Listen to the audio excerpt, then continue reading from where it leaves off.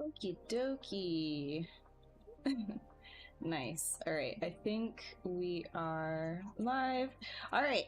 Hello, everybody. Welcome. My name is Ashley, and I'm a character creature concept artist slash just like artist in general. And on these like streams, what I do is I just take a sphere like this and I just kind of mash it into a whole bunch of different shapes and kind of figure out where to go from there. We're not going from any previous concept or anything. We're quite literally just opening a sketchbook and sketching. That's literally what's happening here. So, you know, it's not meant for production. It's not meant for, you know, 3D printing or film or games or anything like that. You could always take these sketches and adapt them and refine them afterwards. But the idea is to just kind of be loose and have fun and just sketch inside of ZBrush in 3D, right? So if that's your thing, this is a 4-hour long stream. You can have it in the background, whatever you want to do. And yeah, we're just gonna dive into that.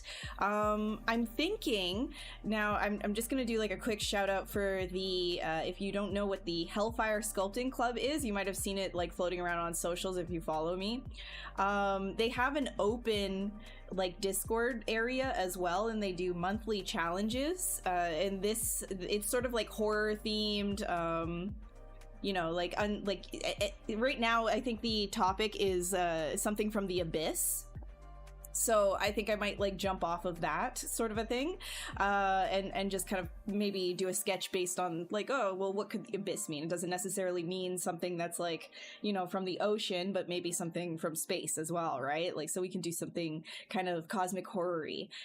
We'll see what it turns into. Hey, McLaren. Hi, Seer. Hi, Spotify. DJ Spotify. Hi, Reaper. How are you guys doing? How's it going? How's it going? It's been a little bit. Took last stream off. But I'm back, as usual. Alright. Let me get comfy here, because I moved this around, and I was, like, sitting like a shrimp last night. So I gotta just, like, make sure everything is... Alright. Alrighty. So if you have any questions as I'm going, feel free to ask and talk and do whatever you like. Because yeah, I'll probably just like get into this and just start going and then talk about random stuff. I don't usually talk about the process as I'm going, so you know, if you have questions about anything, just kind of... I'm just gonna maybe make some very intense shapes. I feel like I always start like this. You know what? I'm gonna maybe start a different way.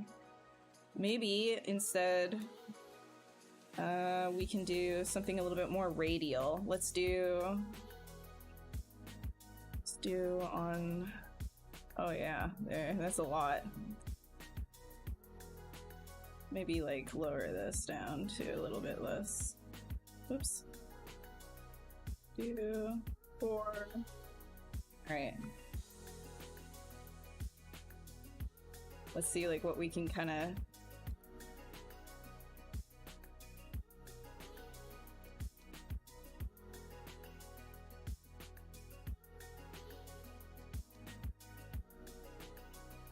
Come on, we can take off radial as well.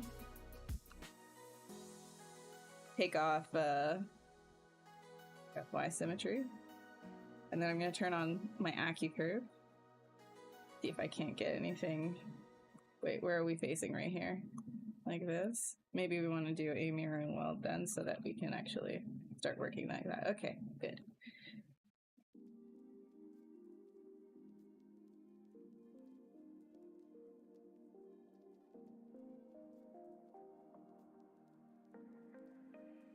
I actually have music this time. Incredible, right? Normally we're in the, normally we're just like nice and quiet.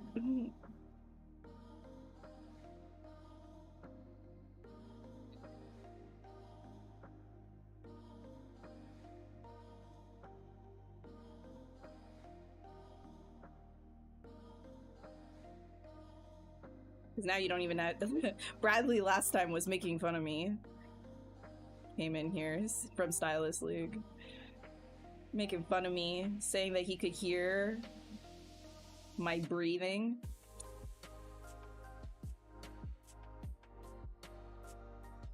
Unbelievable.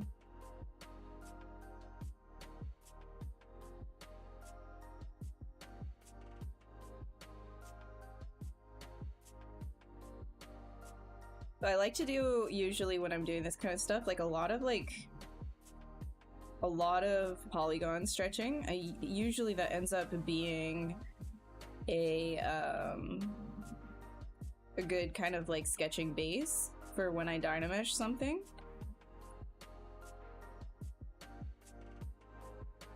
Actually, I don't like that. I'll keep it like this.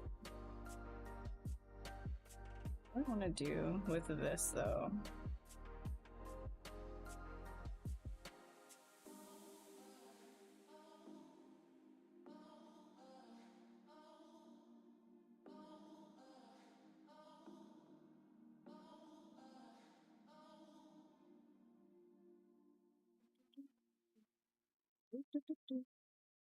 Looking for some interesting shapes in here. I feel like some of this.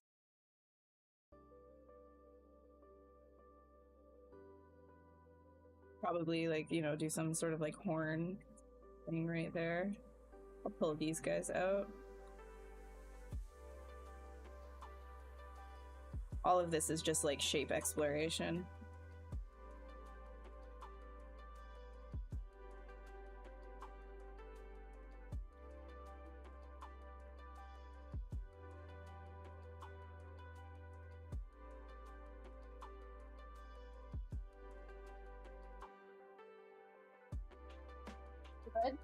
Buddy, don't do that. Monty in the background, he's always like, hey, you're not paying attention to me, you just like talk a whole bunch, I don't know what to do with myself, I'm gonna, instead of like eating my food, I'm just gonna fling it around everywhere. He always does this.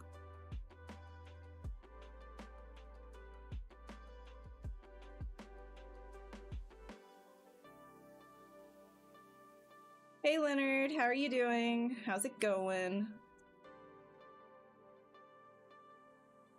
Your last spooky wing thing is gorgeous. Oh, thanks, Johnny.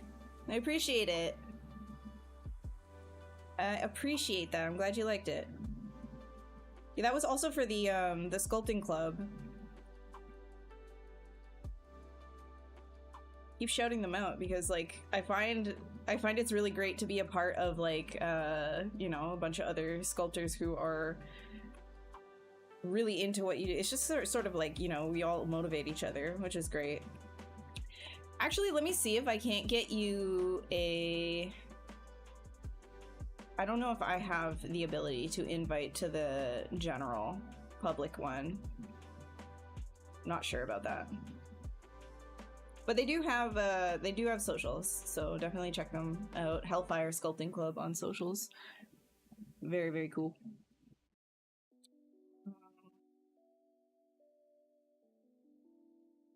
All right.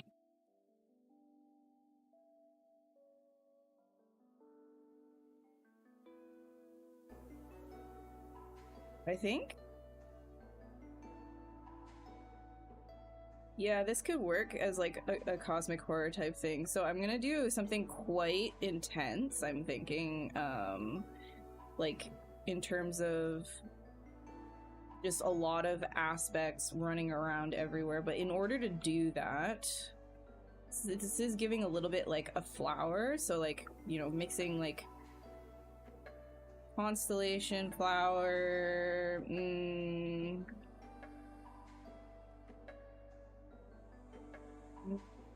let's see. What can we do with this? Kind of just have to keep pushing and pulling things until you see something from it, right? Like...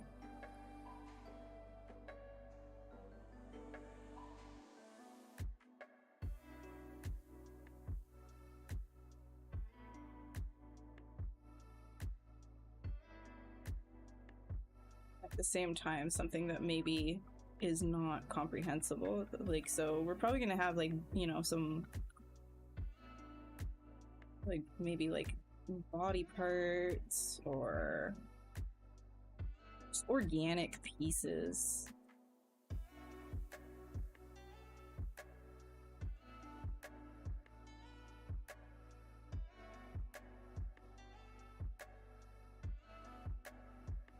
How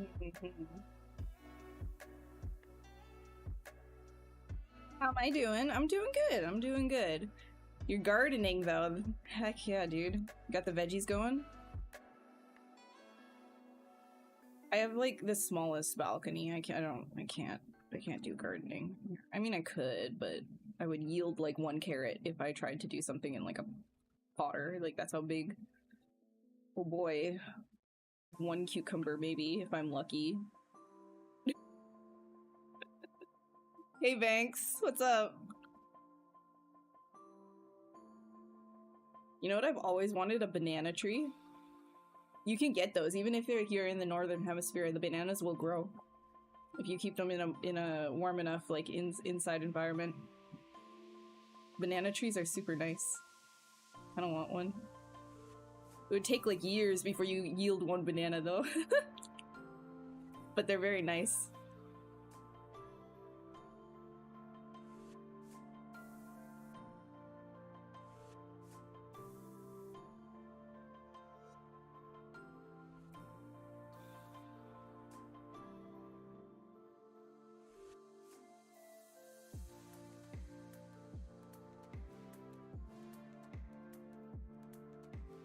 Cherry tomatoes. So I did have like a Thai basil plant, and that thing was a monster.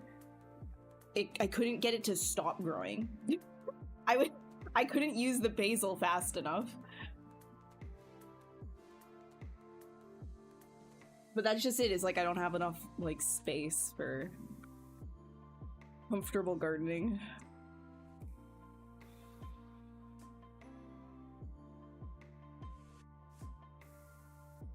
How long without ZBrush does it take you to start to forget the buttons? At this point, like, I don't forget the buttons. I just don't. Like, it's muscle memory. Like, it's been literally ingrained into the fabric of my being, I think, at this point. I could switch a program and come right back to ZBrush. Like, it's fine. So, like, even, like, when I think or feel like I'm gonna be rusty, that doesn't really last. Like, it might be, like, 5 minutes and I'm like, yeah, I'm in it again. It's like, what do they say? Like, it's just like riding a bike. Alright, but if you're using like other, like for example, like Maya versus Blender versus like, you know, for like box modeling, 3D modeling, in that regard, I find that I mess up the button layouts as well, just because it's like the same type of program. So in that case, it doesn't take long. I just start using like another software, and then I'm like, where am I?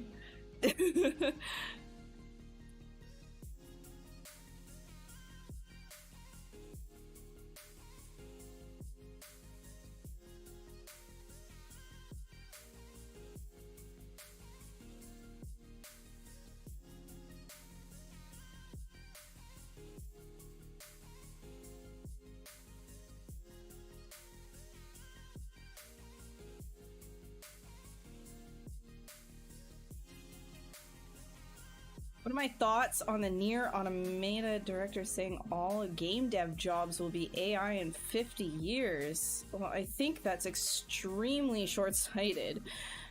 I think that, well, not short-sighted, that's the wrong word, but rather presumptuous. And that's also maybe, okay. Again, like, it's just like, these are just thoughts. It's like nobody has like a crystal ball. I feel like if anybody is going to say this is what's going to happen, you know, like, are we really in this age where we're still believing in prophets, right? Like, we're not in the medieval times. So I don't think all jobs are gonna be, like, a lot of things can happen in that time. I'm very optimistic. I also believe that, like, art is never going to be, just art in general is never gonna be, like, erased, like, people making things.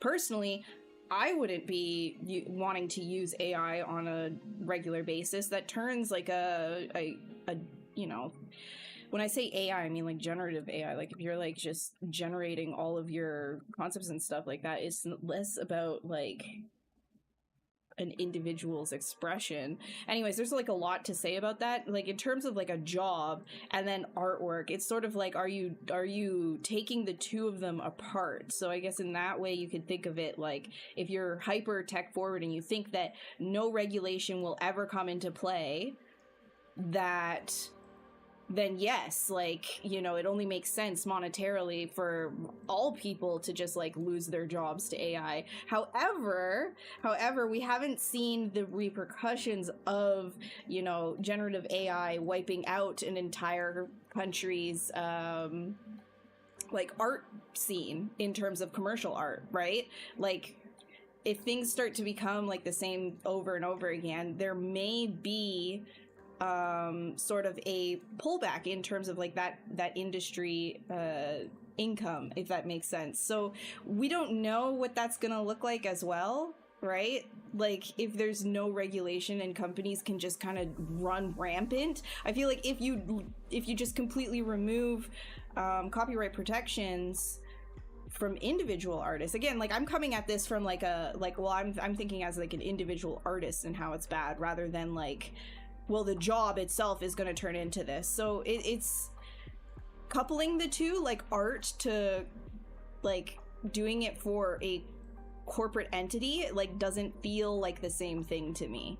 So it's hard for me to like talk earnestly about this and like also like tell you what I think is gonna happen, because I don't really know. That's more of like a question of finances and if it's going to be lucrative in the future rather than if it's good for humanity, because usually the two don't couple, right? Like exploitation is going to happen in order to benefit companies and the dollar. So if it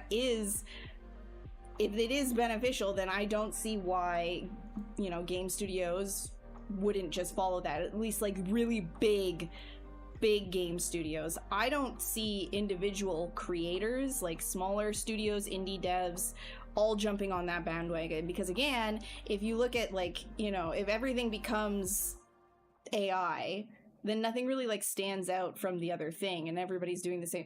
But in the same vein, how many mobile games, how many like other games, how many movies, etc. are all the same over and over again already, and people still, you know, buy that? And so it's sort of like, well, they're just going to keep voting with their dollar in that sense. But I don't think that sets trends either, right? So in order for trends to even exist, for that sort of like, you know, the dollar to kind of go woo over consumer products, it needs a trend to just like leech off of. And that's always going to exist. Unfortunately, is always going, but also a good thing, from the individual artists and the smaller artists, the people who are actually putting themselves out there as creators, without the use of like AI homogenizing everything, right? So that's where it's like, yes, it is leechy, yes, it is exploiting, right? And really what it is it's not leveraging you know, the talents of an artist and pushing them beyond. It's just sucking the soul out of it. It's literally just taking it and running it through the ringer as many times as it possibly can until you're sick of seeing it, right? I don't know if you've like, you know, the first time like, you know, the Fortnite style came out, everybody's like, oh my god, that looks so cool. The first time that the Overwatch style, you know, was in games, everybody's like, oh my god, bring like the like Pixar-esque into games. And then you just see it done over and over and over and over again. And this is like outside of AI, but like on like a, you know, even mobile, you know, just people just doing it over again, being like, this is like Overwatch style, or this is like this style, just as like a marketing thing. And it doesn't have the same impact anymore, and it doesn't mean the same thing. So that's like, again, that now AI is that, but like on like an extreme level where it's just like faster. So you're basically just accelerating that process of people getting like sick of seeing something. Like how many people are sick of seeing like the Ghibli stuff now, right? Like, and that in its own self is like, it's such a disgusting thing that happened. But I'm just saying that, like, you know, individual artists need to exist for the leech to exist, right? So then saying that every single game studio is going to be using AI, I think is presumptuous in the way that it doesn't, like, AI doesn't need anything to feed off of. It doesn't need anything to be a trendsetter. And I don't think that that's true in the slightest bit. All right, rant done.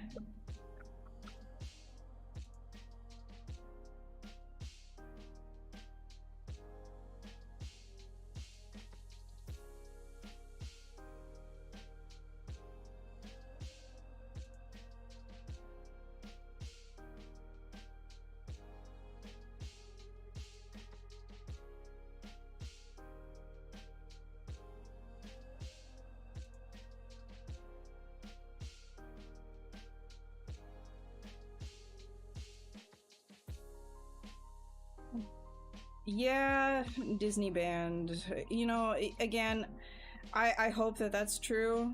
There's been, I mean, I see as well in like mood boards and things, different pitch decks and stuff, people using AI and things like that too. And it's, you know, sometimes too, I've seen, you know, in some of the contracts that I've worked, big studios, not gonna name anything because I don't want anybody, you know, there's probably, I'm not gonna assume malice, I'm just gonna assume ignorance, but it's just like, I see direct AI ripoffs of an artist that I know, and I recognize the style, and it's just like AI versions of this person's style, and I'm like, why not just use that, why not just like name the artist, like, you know, like, let's like use the artist, let's not use like this AI version of said artist, you know, and it's, but that's what AI, generative AI is doing right now, is it's erasing the original. It's trying to erase the original. It's trying to take credit for the original. It, you know, it, no matter how much it does that though, the original artist needs to exist for that to keep going. Does that make sense? So, you know, it wouldn't, like, AI, generative AI wouldn't be anything. It's just going to keep regurgitating the same stuff that it consumes. It's not making anything new. It really isn't. And that is the key in this entire argument. And a lot of people think that it might be making something new, but it's really not, right? Like, it wouldn't be able to create the Ghibli stuff, for example, without just like vacuuming up everything Ghibli related. And also on top of that, just, it doesn't even actually really look like Ghibli to me, but anyways.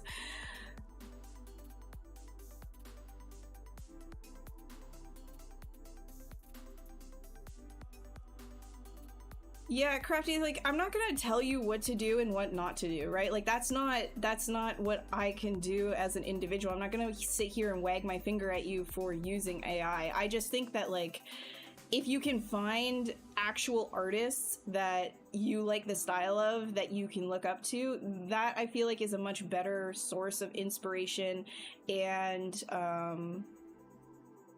just a way to grow as an artist, rather than looking at AI, which is sort of like it's like, you know, if you take like a JPEG image, you open that up in Photoshop, you just save it again, it's now a lesser version of that same image. It just is. And the more times you do it, the less it's going to be that original image. It's just going to have all of these artifacts in it. And in a sense, that's sort of what you're doing with, like, you know, AI. So if you're getting AI images off of what's inspired by whichever artist, like, let's say you love dark fantasy, why not look at like Frank Frazetta or somebody, you know, like, actually like look at what they did with their paintings, the inking, etc.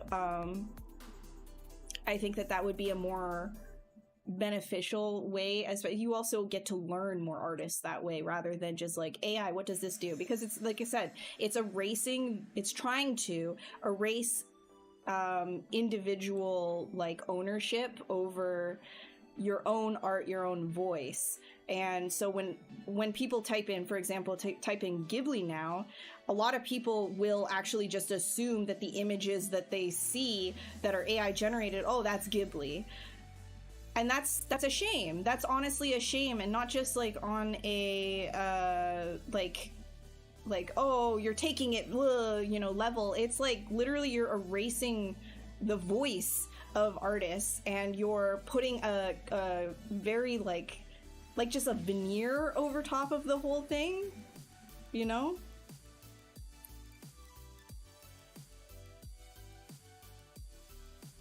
Like it's erasing culture, honestly, and it's just recreating a new reality as to what that is. So I think that when you, as an artist, right, if you value growth in the arts, I think it is very beneficial for you to actually search out the original artists and look for these styles, because again, AI isn't just going to be creating styles out of nowhere. It doesn't do that.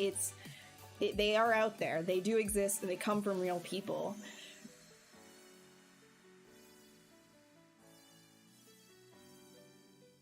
What's up, Swether? Hi, Forsey. All right, okay. How about enough with the AI though? Because like we're half an hour in. All I've been doing is sitting here yapping my butt off. How about we sculpt? All right.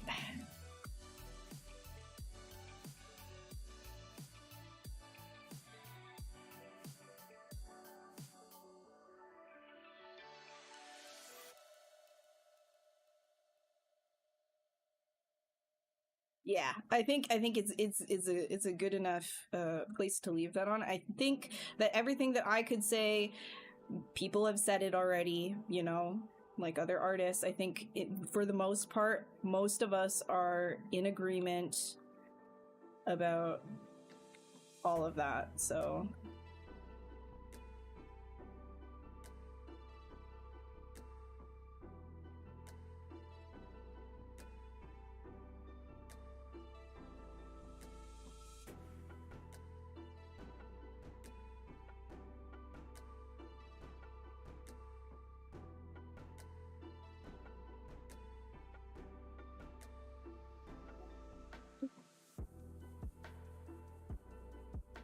God, isn't it nice? Now you guys can actually hear music and you don't have to listen to me breathe.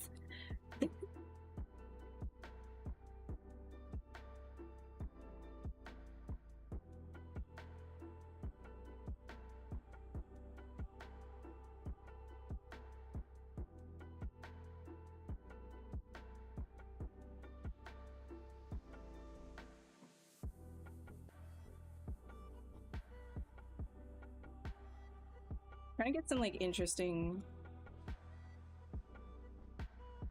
points here. If anything kind of pops out at me.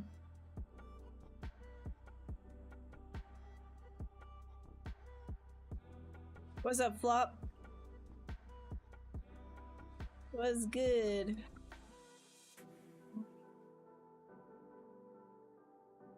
Yeah, I think that's okay. We can go body parts. We'll use the body parts again.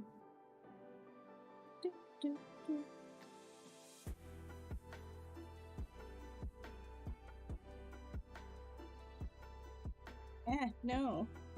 Do it. We'll do a female torso. Do 2 of them. Why not?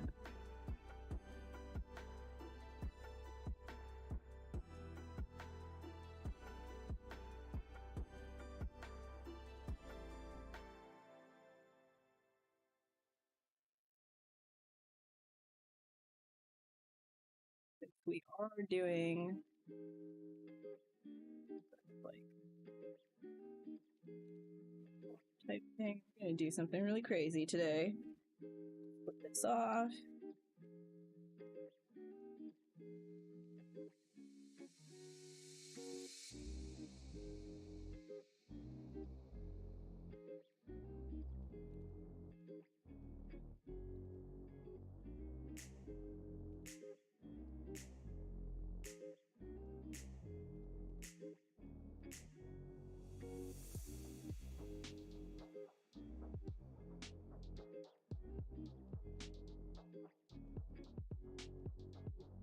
How much of what you do as a creature and character artist is sculpting versus text stuff usually? It really, really depends on the project, and also if it's for me, just for me, or if it's for a studio.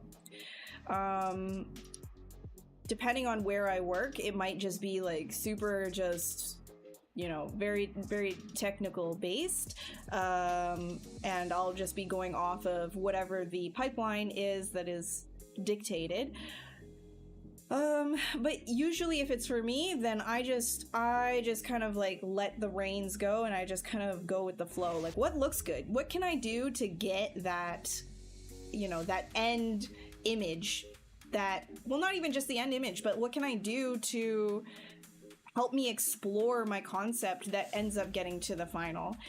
Especially when I'm doing something conceptual, you know, I might have an idea initially of what it is that I kind of want to do, and then I let the process of just kind of having fun inside of ZBrush, and then maybe doing some paint overs inside of Photoshop or something like that, and let that guide me into what it is that I want to do for the end. And then just keep building upon it and let it become something, rather than like, this is exactly what I want to do. I find that that process is very stiff for conceptual purposes. So if you're not doing something conceptual, if you're doing something, you know, you've been given a task, like this is the character that needs to be made for these specific reasons, it needs to be within this, you know, these pipeline frameworks, then yes, you're not going to be the same type of creative. In that way, you must adhere to the tech specs that you are given and follow through with the pipeline. Yeah, exactly, Aro. That's kind of like what we're doing here. Something that just doesn't, again, like cosmic horror, some sort of like human but not human.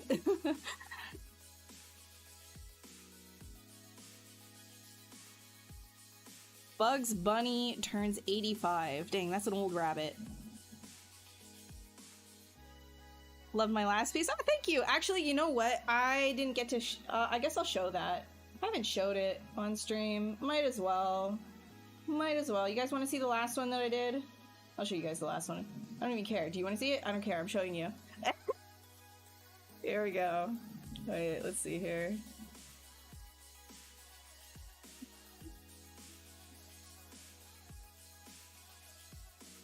Alrighty, where are we at?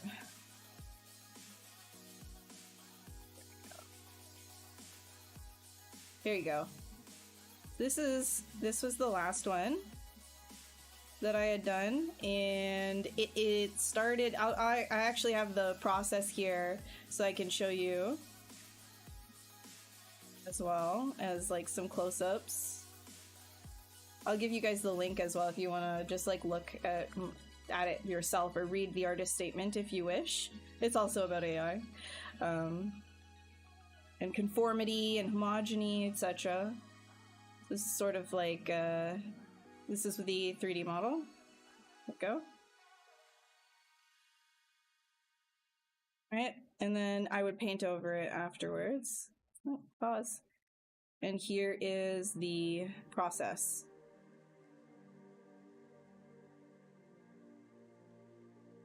So like you can see, I start out with an idea, like the sketch ends up being one thing, and then I just kind of keep pushing it towards the, like, you know, what I had originally kind of thought of, but I'm not doing a direct projection from my head. I'm letting the process help me figure out what it is that I want to say and how I want to say it.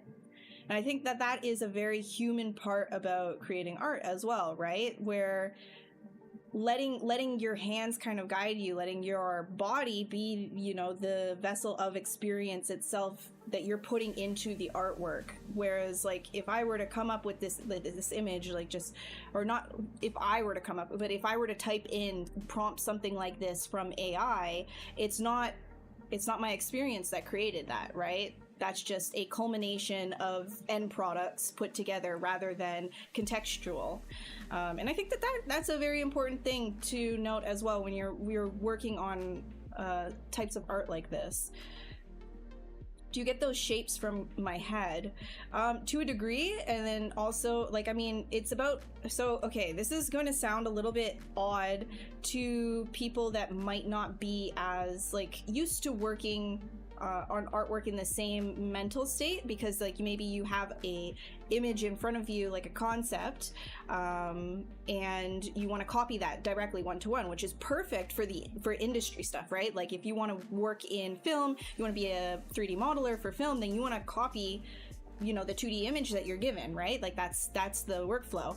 When you're creating artwork for yourself, when you want to say something, when you want to express what you're feeling inside, it is a little bit different than just copying something. You might get an image in your head, something a little bit esoteric, right? Like, you can't quite grasp it, but you have an idea.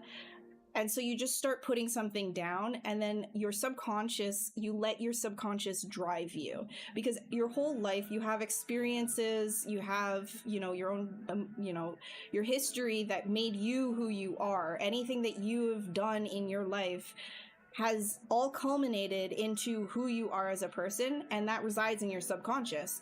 And so it's sort of a practice to allow yourself, you let your hands just kind of guide what happens, because you can't always grab the thoughts that exist in your head, but they will show through if you allow that process to take place, right? So that's sort of like what I like to do with these sorts of things. Yeah, that's that.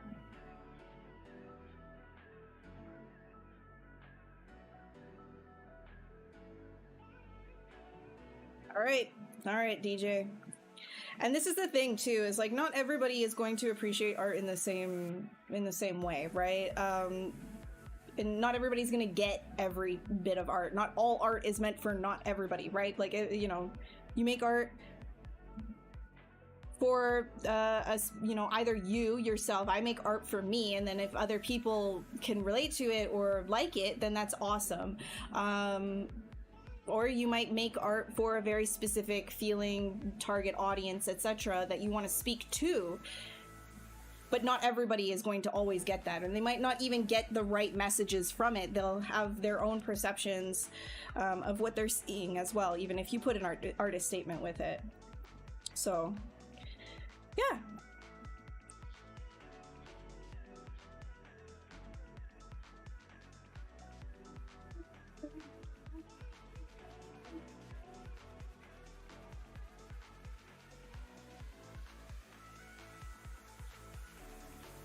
Hey man, Spotify, if you think it's rambling, you're free to leave. It's fine. No one's asking you to stay here. It's all good. That's what I do on these streams. I talk. So, and if I want to talk about my art, I'll talk about my art. So if you don't like it, then you can watch like any of the other streamers on this channel. You don't have to watch me.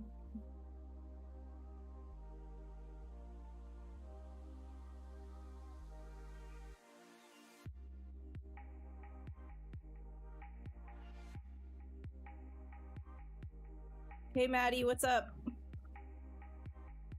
Just a way of speaking with our past. Yeah, it is. You can, and to a lot of people, I do understand how that sounds like really frou-frou, but if you really think about it, would you be the same person that you are now if you didn't experience everything that you did in your past? You would be a completely different personality. You would have completely different perceptions of everything, right? And so that's the story of yourself, and that can come through in the way that you create things.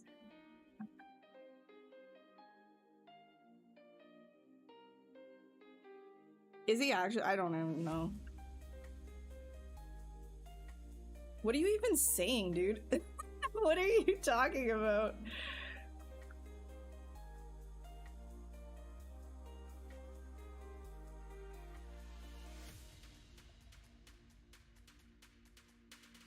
What are you talking about? I don't understand what you're saying.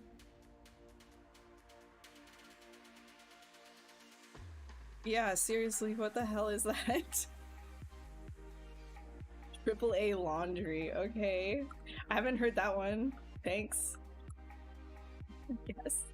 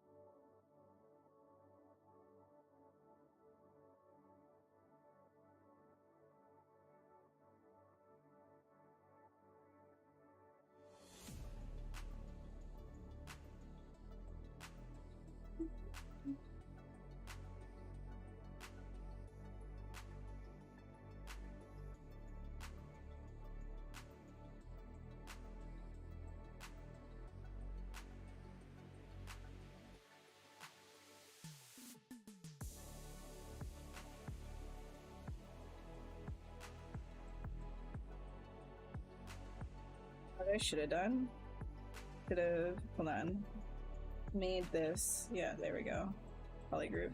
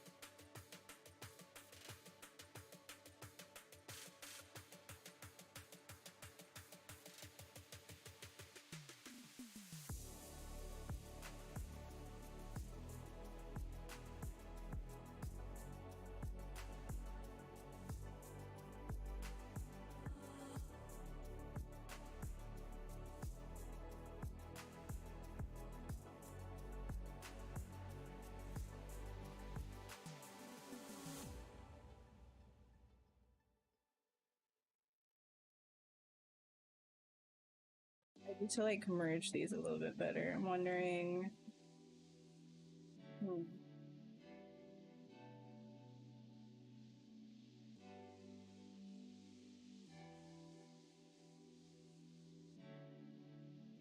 Do I've used Sculptress Pro? Yeah, occasionally. Sometimes like if I have to like pull out things after I've Dynamashed at like a really high resolution, I'm not ready to ZBrush yet and reproject the details, then I might use Sculptress Pro just for like certain areas to pull them out or whatever. It's just for little occasions. I usually don't sketch with Sculptress Pro though. I like the kind of the rough feel of like the polygon stretching.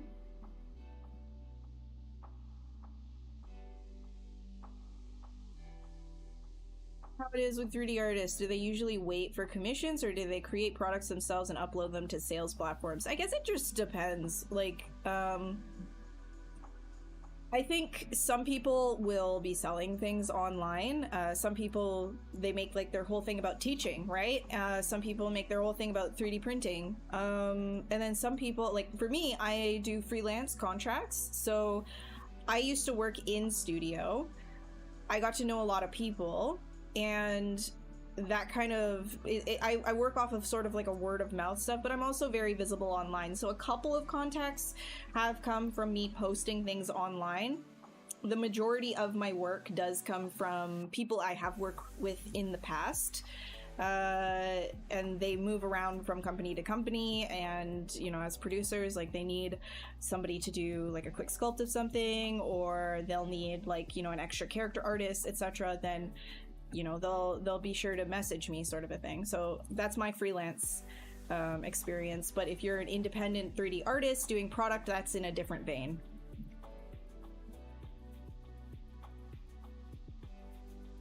Jeez, okay, dude, what is wrong with you? Literally, what the heck is wrong with you, man? Wait, let me like mute that. Where's this guy? Bro. Can I not like... Yeah, I'm just gonna... I'm putting you... I'm sorry, dude, but you are going on a block, because that is just messed up beyond messed up. You have a problem, take it up with ZBrush, but that is incredibly inappropriate, Mr. Spotify. Not the place for that. Thank you very much.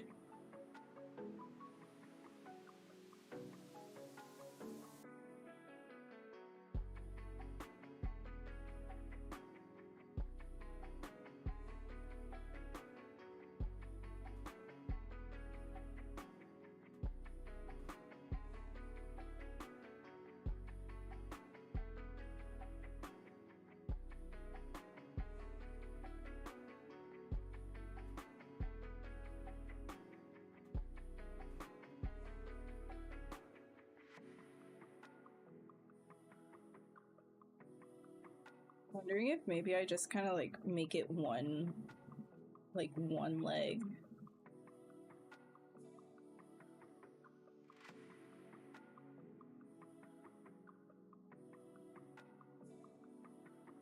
Like maybe I can like make it share. So.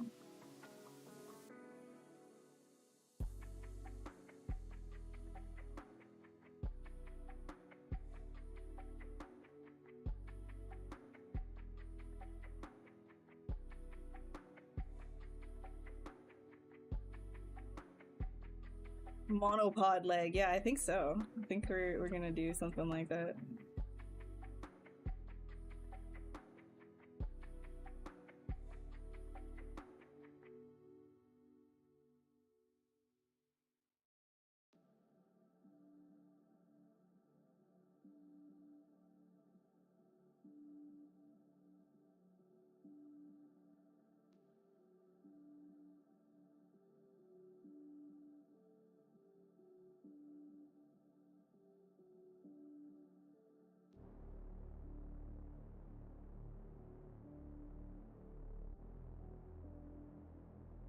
What's up, B?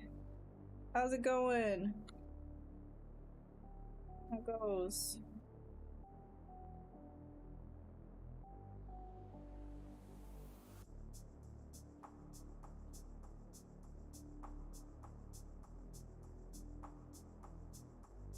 Do I model for games? No, I do not. I work in film and animation, actually, for the most part.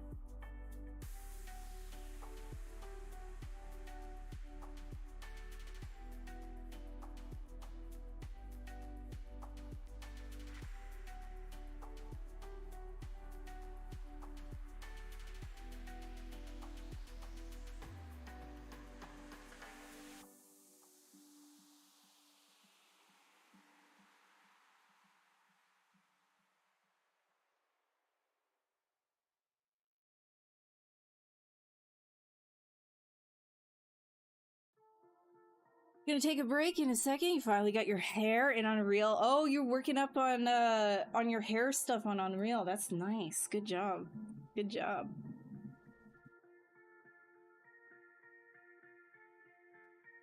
I do know animation. I actually have a bachelor's in animation, believe it or not.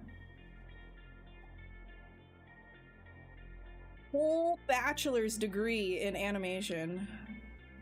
Incredible.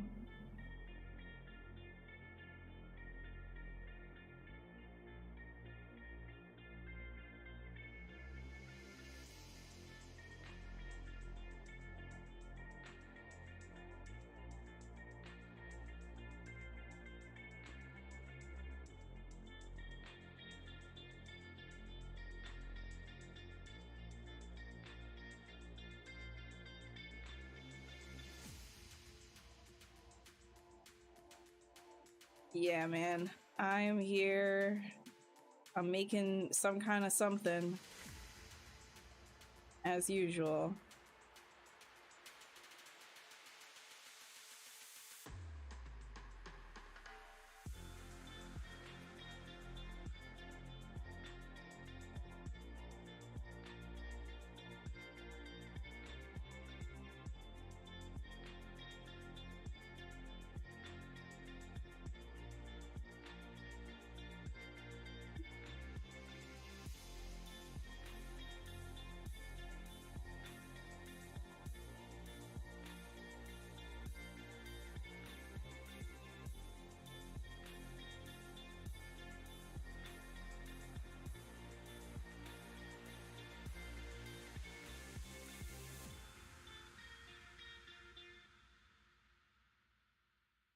This guy.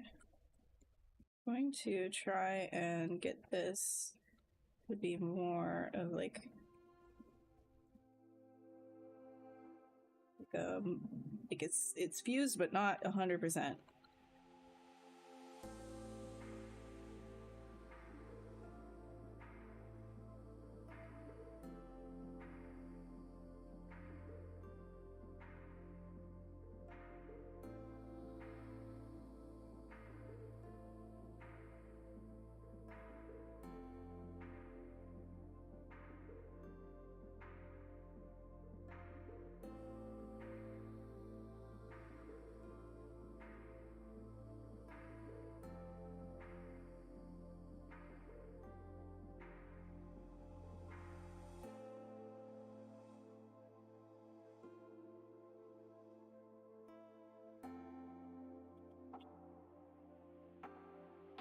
Neo crucifix, yeah. Yeah, to a degree, right? I can see that.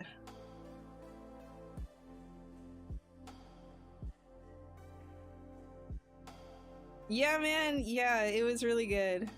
It was really, really good. I'm actually doing the, well, I'm trying to do the, what's it called? Frig. The open challenge right now. I don't know if I'm going to actually submit it or whatever, but I just kind of use that idea of like the abyss. And I'm gonna do something a little bit more space-y abyss, cosmic horror. Probably get some actual tentacle stuff going on in here as well.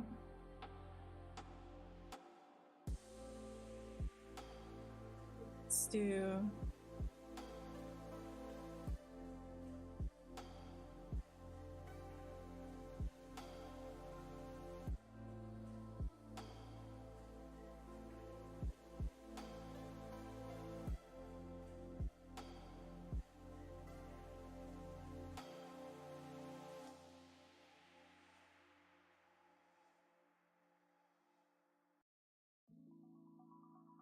I'm trying to treat this as like if it is like just one body, even though it's two.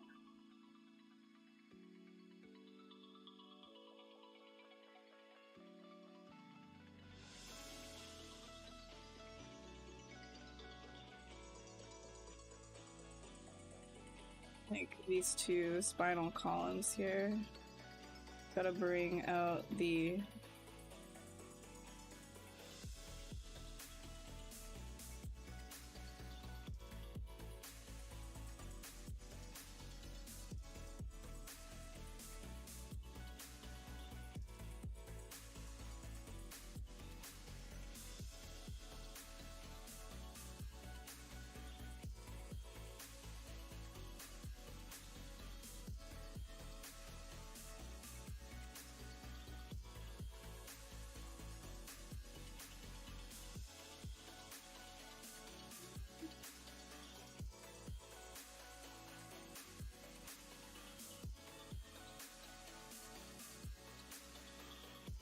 Are you gonna do that one too, wait, is it Swarth?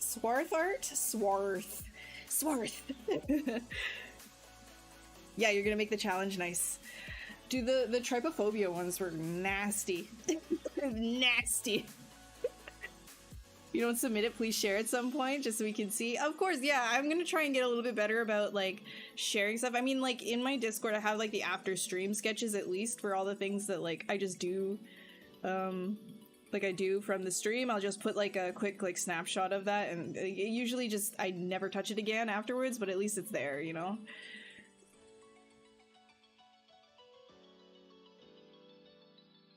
Hey Hellboy. Reaper, you have part of a degree. Well, I mean, yeah, you don't need a degree in order to do art, so.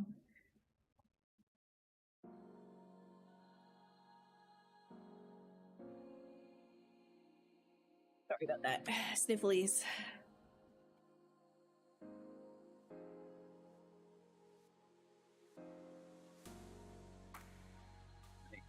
Move that out.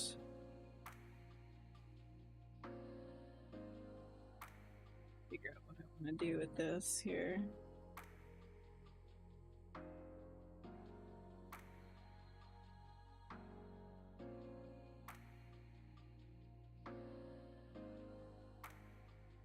Alright, I'm gonna take this whole thing right here. I'm gonna save real quick.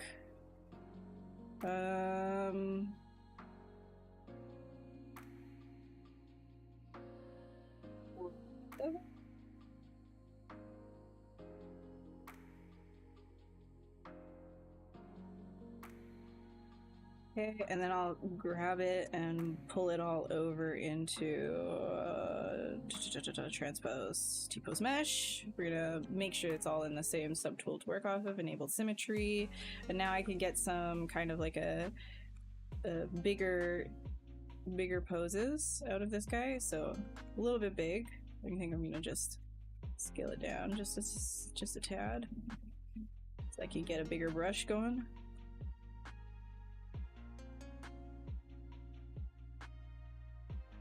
Do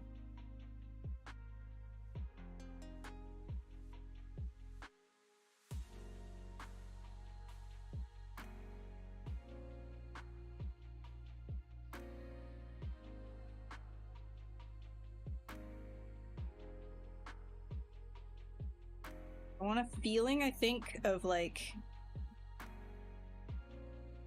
it's kind of like pulling into itself. Like there's a force acting upon this amalgamation.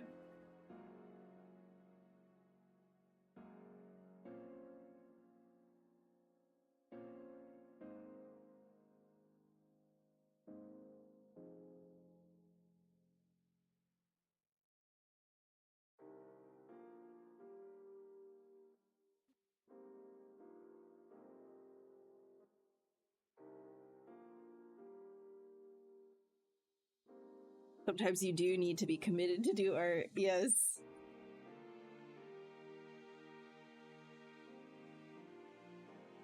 Very true.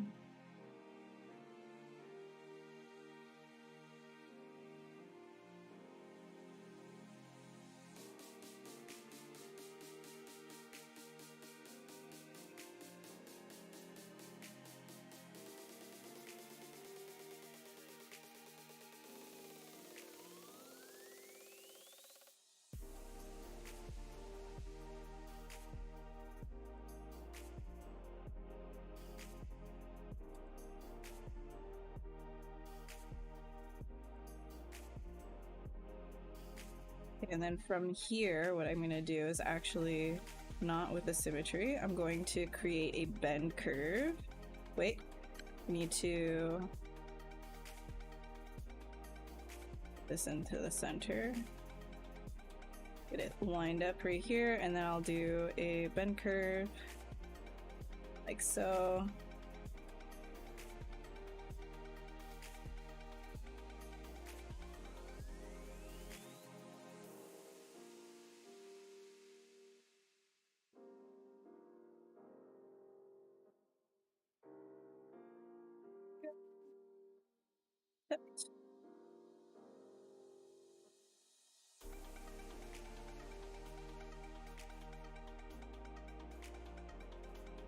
Here, we're gonna...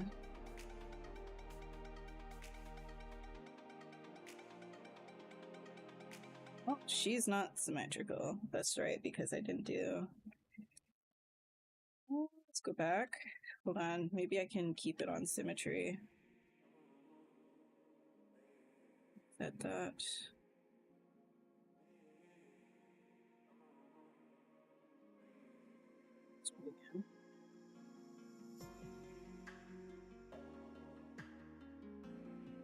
Where is symmetrical? Yes. Okay.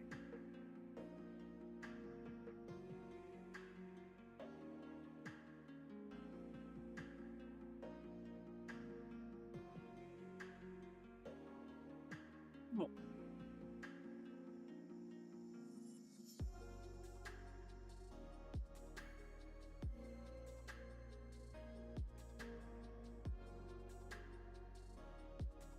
Yes, because of symmetry, it's popping. Okay, whatever. I'll just do it with the, Come on, brushy brush.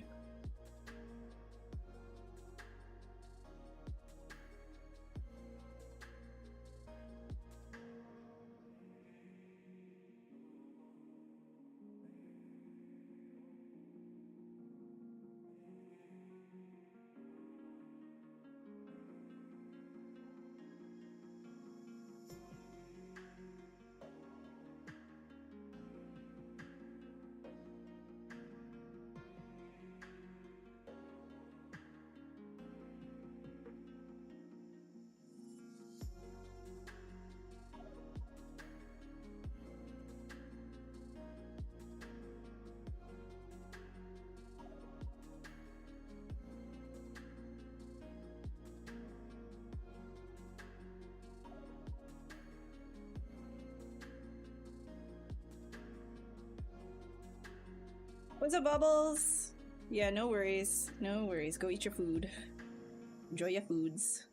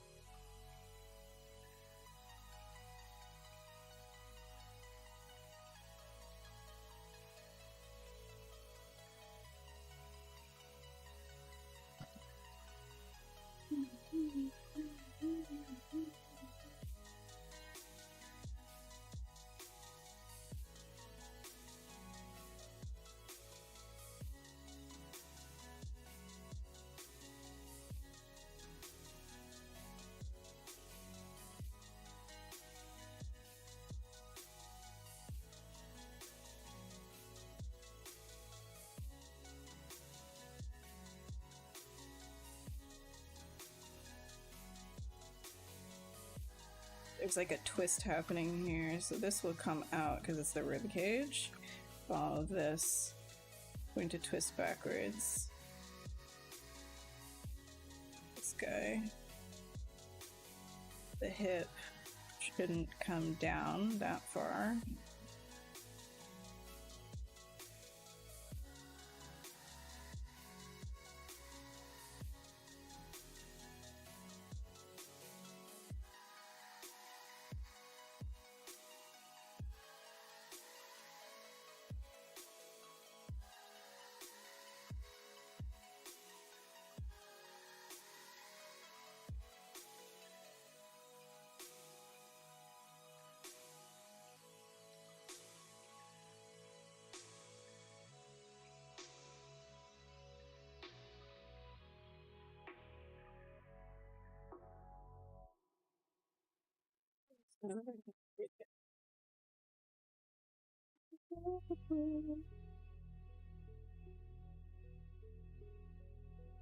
Let's just merge these guys.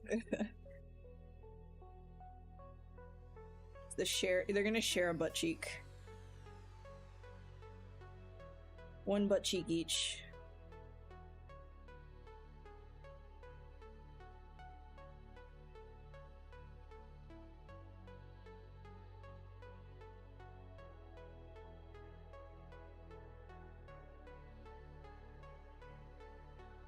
What's up, Jose? Oh, no worries. You're fine. I understand. Worked well enough.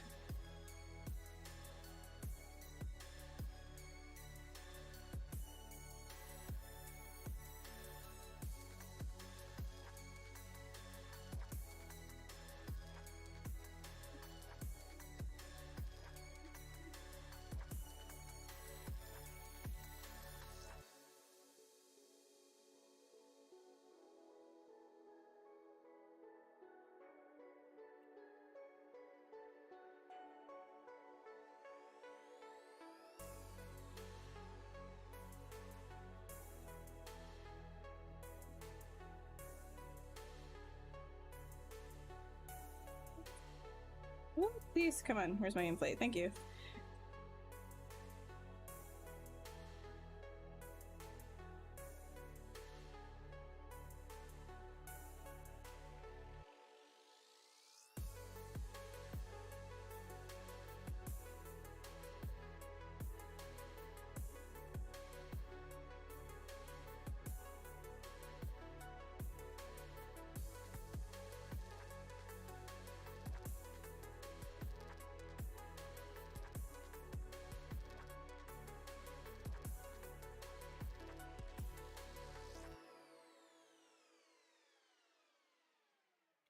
Chair kneecap?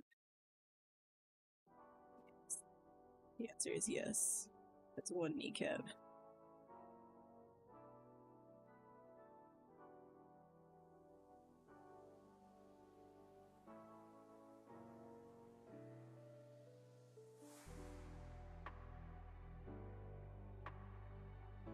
Alright, and then do something a little bit bigger with this.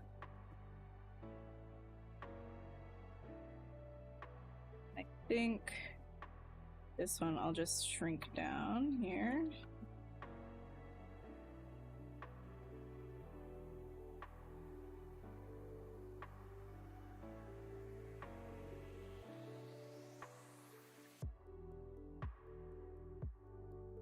Let's do a T-pose, sub T. Oh, no, we got it corrupted. All right. Probably because we did the other thing. So what I'm gonna do instead to save this, because we can't do that, is it's early enough. So this is a thing about T-pose master. I forgot that I was in it when I used the modifier. So sometimes when you use a modifier within T-pose master, you can get like a corruption that happens. If that happens, you still have every single one of your subtools saved off as its own individual subtool. So even if you can't just like go back, sometimes, like, you know, for more advanced projects, this is not a great thing to happen. You'll just have to go to a previous version. However, if you can't go back because everything is its own subtool, or its own polygroup, as you can see here, you just have to say split to similar parts, or actually, sorry, group split right here, say okay, and now you have all of your individual subtools back as they were before we went and used T-pose. So now I'm just gonna do a quick save to make sure. Where are we at?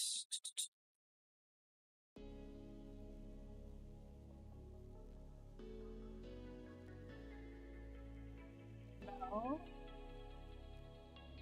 There we go. Okay. Yeah. So, I mean, technically, we could try using something like this.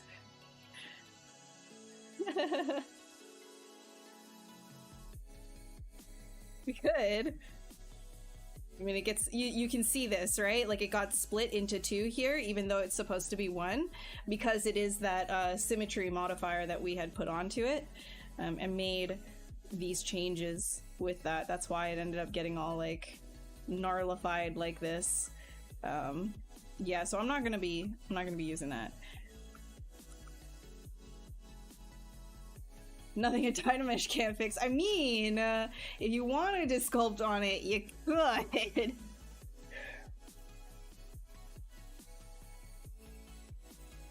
Dynamesh do be all powerful like that.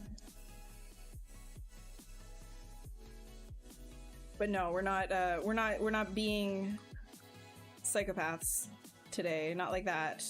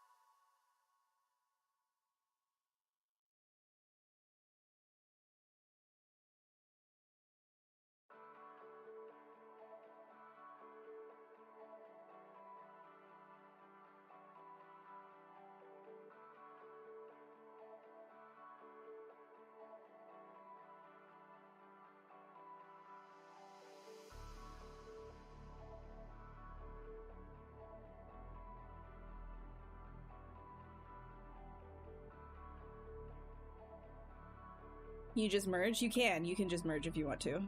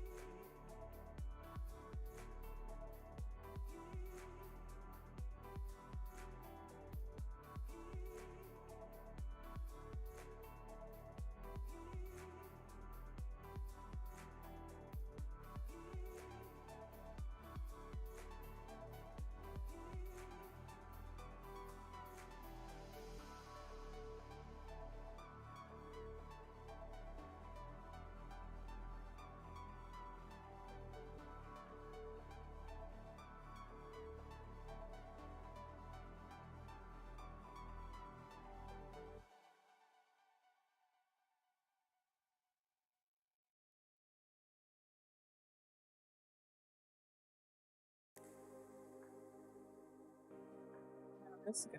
Gotta figure out. I don't want.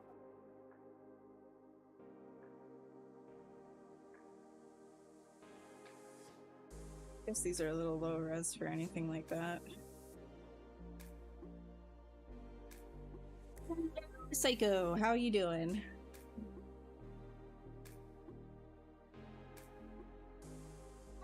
It's not Psycho. She's a very beautiful void creature. Is she not?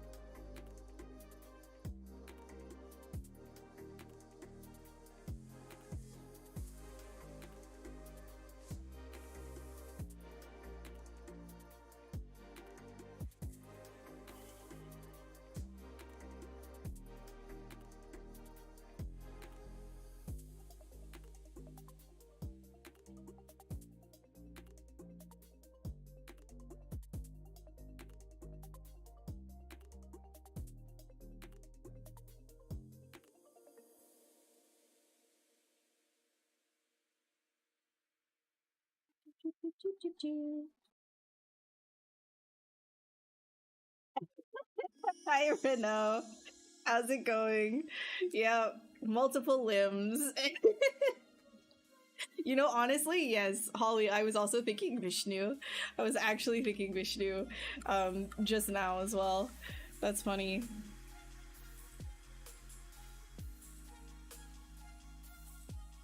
How's it going, Renault?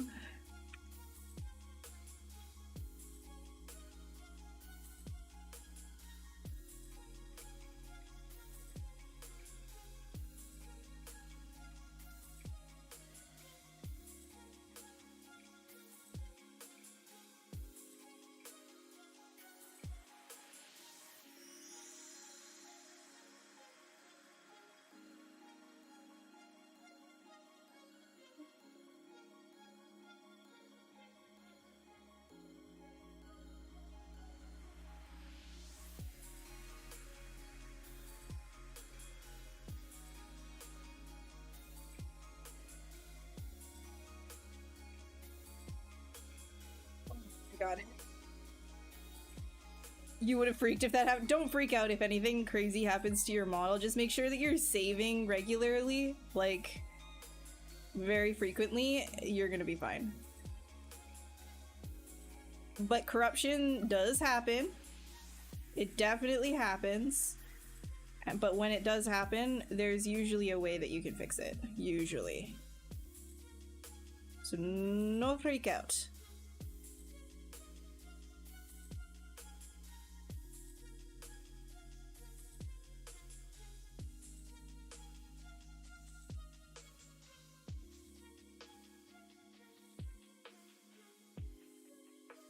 Should do it like this.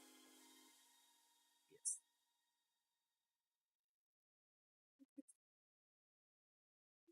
Yes.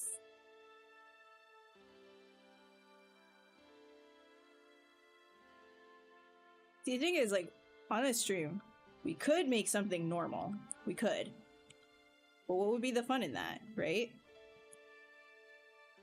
There would not be as much fun. And I mean, everybody else can make normal things, so...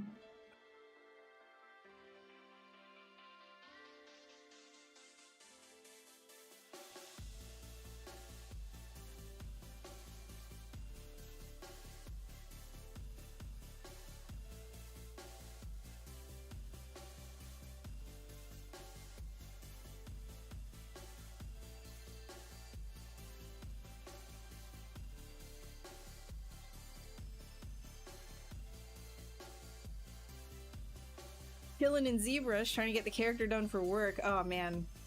Work. Oh, work.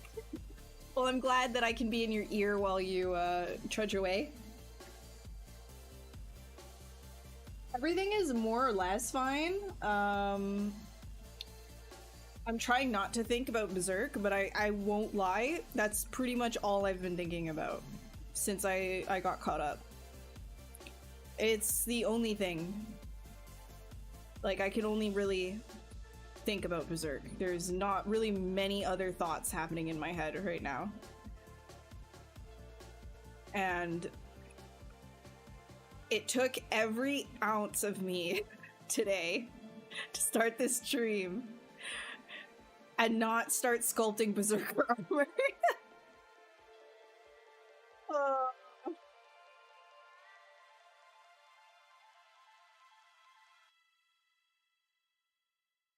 Thing is, like, I can't always be doing, like, as soon as, like, I get obsessed by something, I can't always be doing fan art, man. I gotta resist. I gotta fight the urge. Is it the anime? No, the manga. I read the entire manga. I, like, I devoured that manga, and it destroyed me on an anatomical level. I've been rearranged. The amount of crying that I did, I didn't think I had that much water in me. Laugh, but it was just like, oh my god. Definitely, one of my favorites, if not my favorite.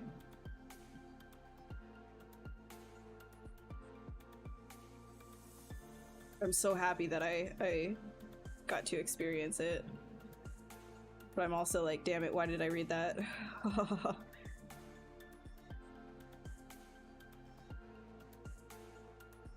Yeah, I didn't want to watch like the anime, like, because it's just like even the movies and stuff, like they cover just like small portions of it. I wanted the full experience.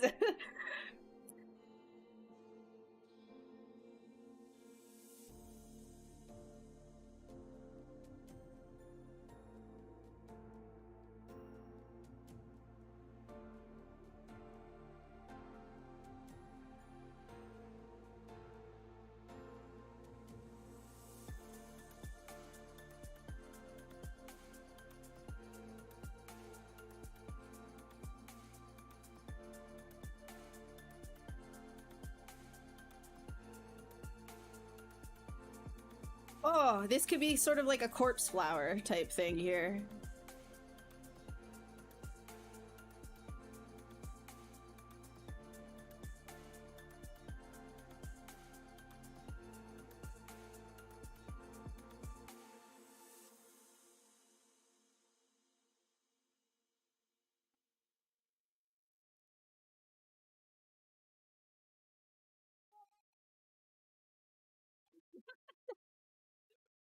Your quick saves stack up so fast you have to go clean them out every so often.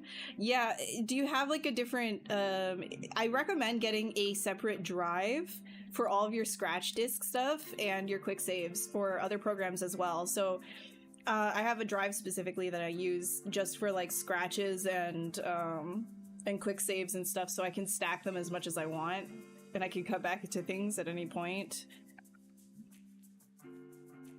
Because like in ZBrush, you can change the scratch disk as well, and the where you save your quick saves. Time to dust off the personal channel for Berserk fan art. Oh my god, don't, because you know what, you know what's gonna happen is I'm in like a little bit of a work lull right at this minute, but I know the second that I'm just like, all right, that's it. I'm making the pivot. I'm going back to streaming. The second that happens, it's just gonna be like, oh, by the way, you won't be able to sleep for like 3 months straight because this is how much work you have to do now.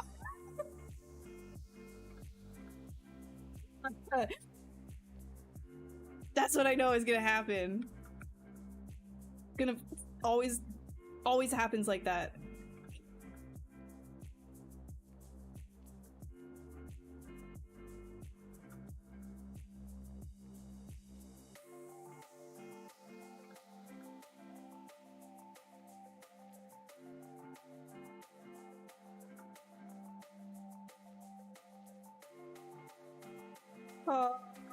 Yeah, all I'm thinking about is Berserk. Goddamn. I can't even talk about it because I don't want to spoil anything for anyone who hasn't read it that might maybe be brave enough to read it. So I don't want to say anything.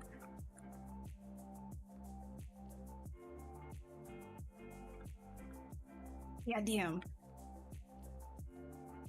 Peak. Peak.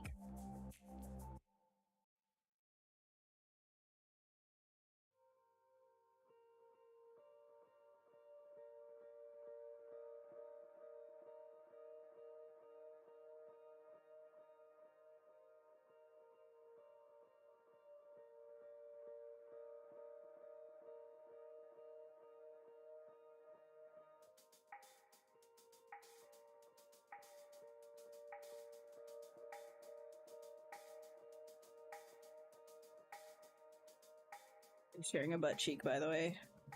Like they're sharing a butt, so each one has one cheek.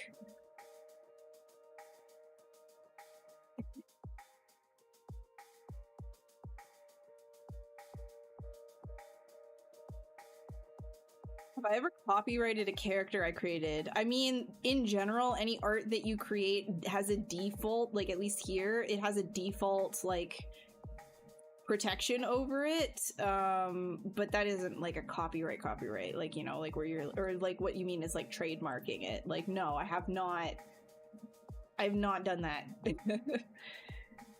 Since you seem to be in a let's hurt myself with other people's stories, I'd recommend Made in Abyss after that. Oh no. I need some time. I need some time, okay? I need I'm laughing, but I was not laughing while I was reading that. I was not. It consumed me so much. It's still living in my head. Like when I was done the last chat, like the most recent chapter, I was literally like, I felt like a flashbang went off.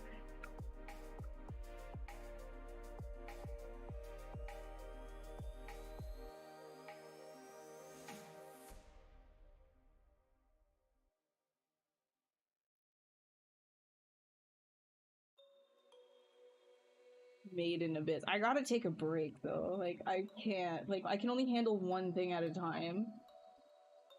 Oh.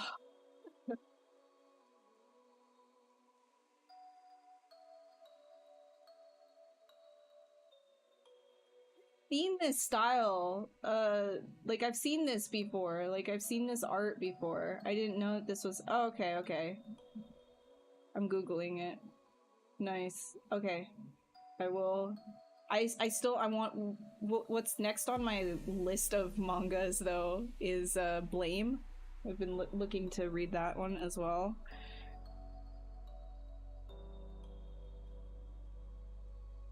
I don't know. There's just so much to read. There's so much. There's so much. I don't have enough time to read everything.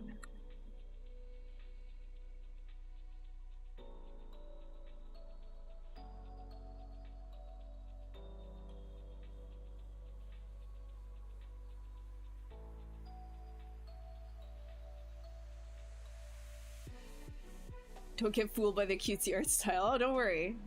Don't worry. I've clued into this at this point. I get it. Cute doesn't mean safe.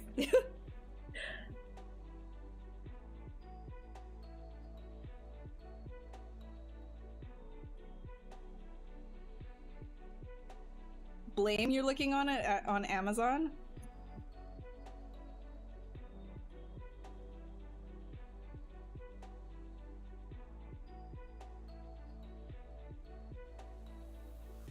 Oh my god. Weird shit. Okay.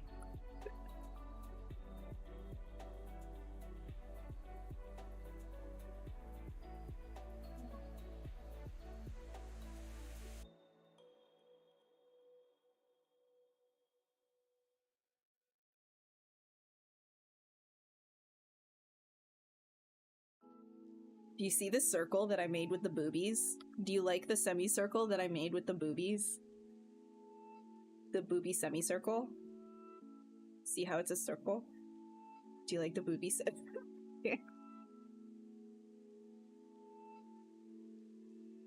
The light.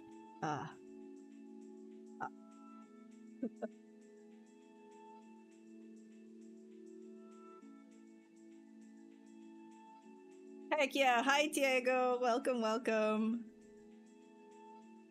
Okay, where's, let's see here. Let's make, auto group. This one, this one, this one, this one. Okay.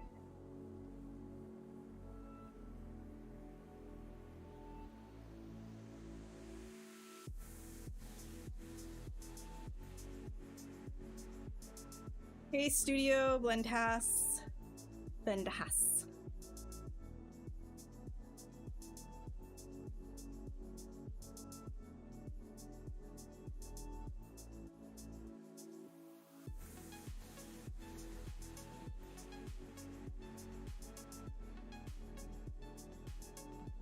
Yeah, I can do. Actually, I'm gonna split to group split, yeah. And I'm gonna do a close holes on this guy. And this one.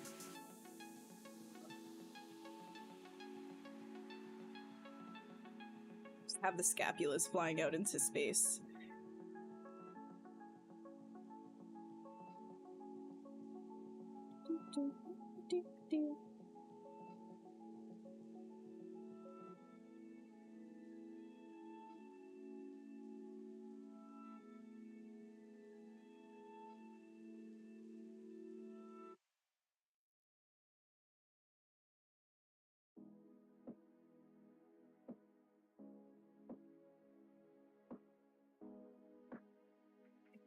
was reading a name.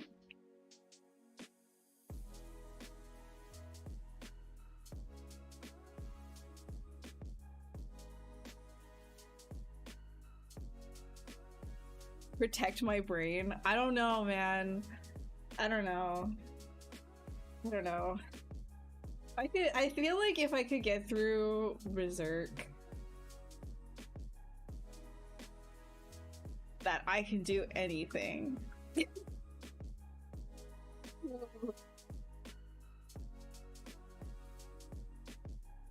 But did I really get through Berserk is the real question here. I don't know if I did. I don't know if I'll ever be the same.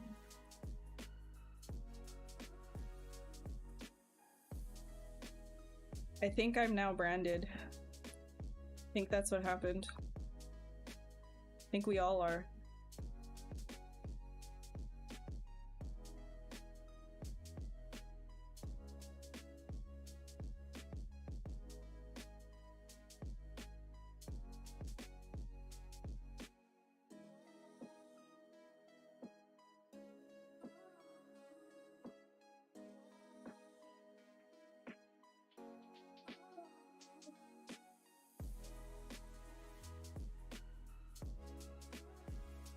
Dude, it's so funny. My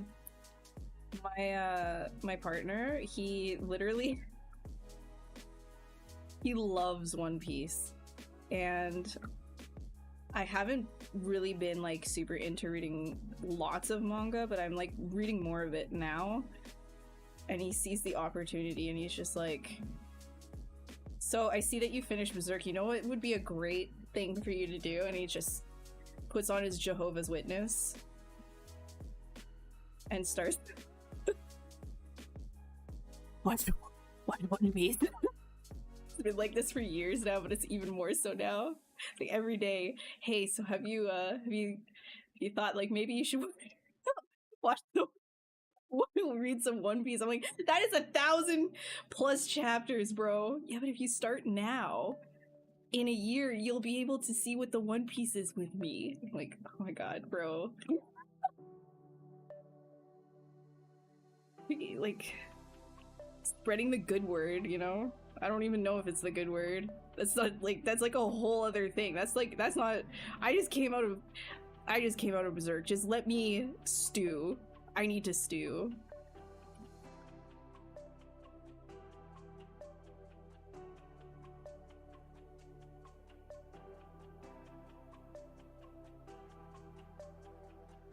It's worse? What do you mean it's worse? Yeah, One Piece is a massive commitment.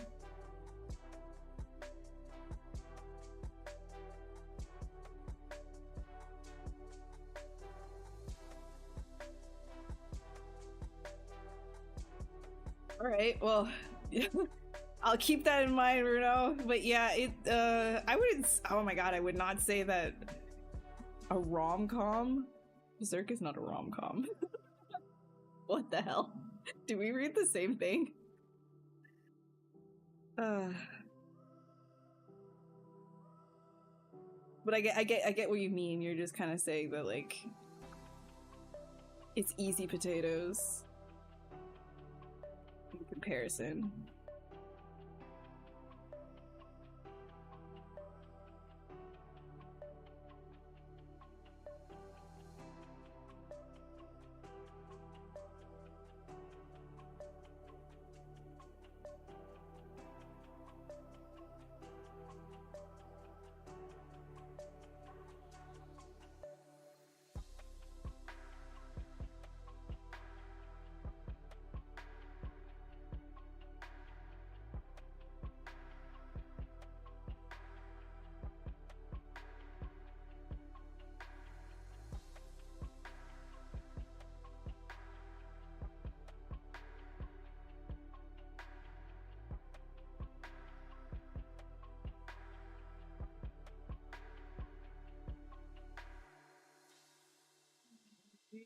Some similar like this.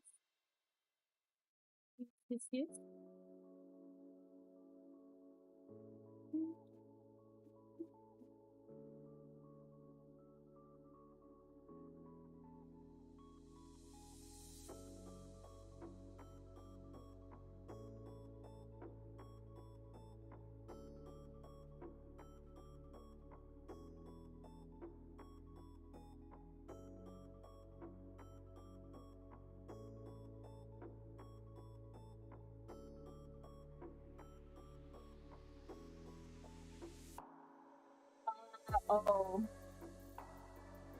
illegal to... What the heck?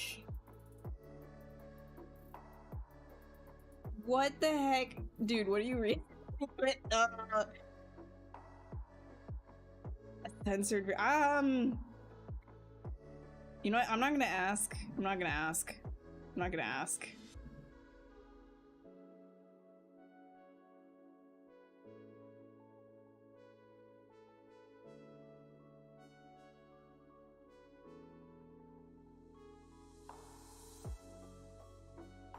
But yeah, like, reading... So this is the thing, is like, I like to read things pretty, like, pace, and I'll do one thing at a time so that I can be fully immersed in whatever it is that I'm, like, reading.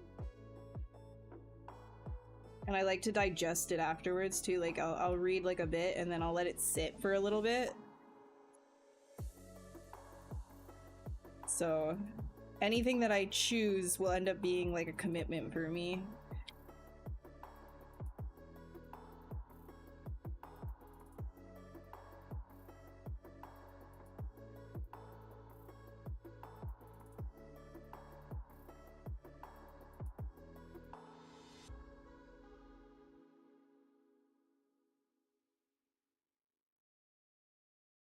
Which is also why I'm like, really, the One Piece? Like, I don't know if I can.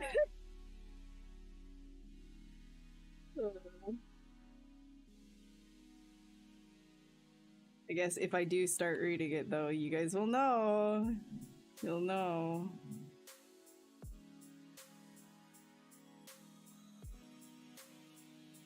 It's just like, I'm not sure if it will be for me, though.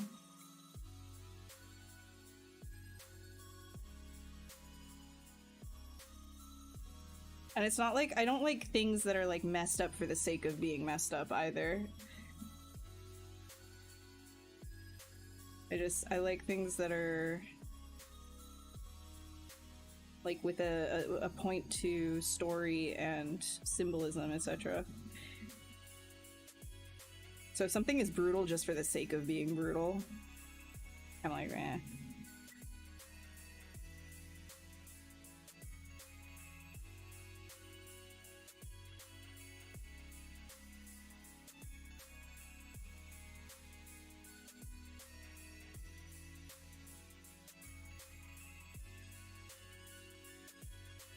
Trying to get like a good shape here. One that I'm happy with, that feels nice. Maybe.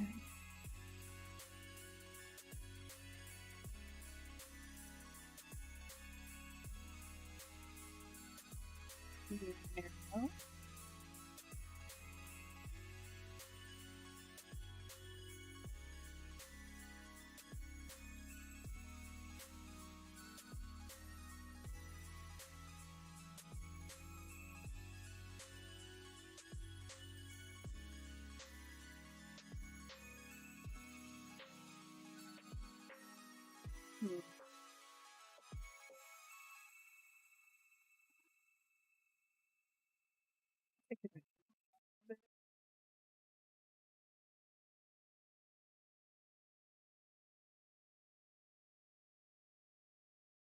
Where was I able to have some monster hunting time lately?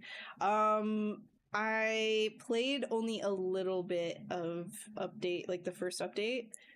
But yeah, I think I just kind of fell off. I'm also like, well, yeah, everything's like a commitment, right? I was playing Monster Hunter, but then I ended up being like, you know what? Berserk. So all my free time went into reading that.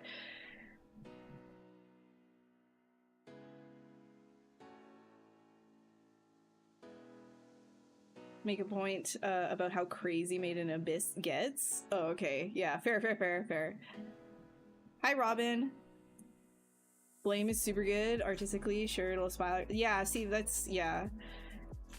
Yeah. I keep hearing that, like, if you enjoyed Berserk, you'll probably like Blame as well. My last work, Dovecoat. Oh, yeah, that took like, okay, so it was on and off for a couple of months. But in total time, like when I say on and off, like I might sit down for like 4 hours one night, and then 2 weeks will pass, and then I'll sit down for another 4 hours, and then I kind of just like crammed it all like at the very end again. So I would say like probably less than a week total, something like that, like put everything together. Like pyramid schemes, and once you're hooked to it, you already have invested too much time. See, that's what I feel like too. It's just like, I think a lot of people are so into it because they grew up reading it too. Like, it's been with them for a really long time, which is awesome. But for me, I don't know, just 1,000 chapters of it seems like a lot to invest.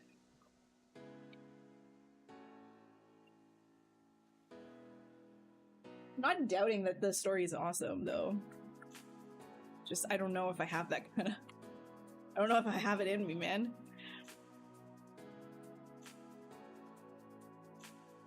Wait, what am I doing here? Let's see.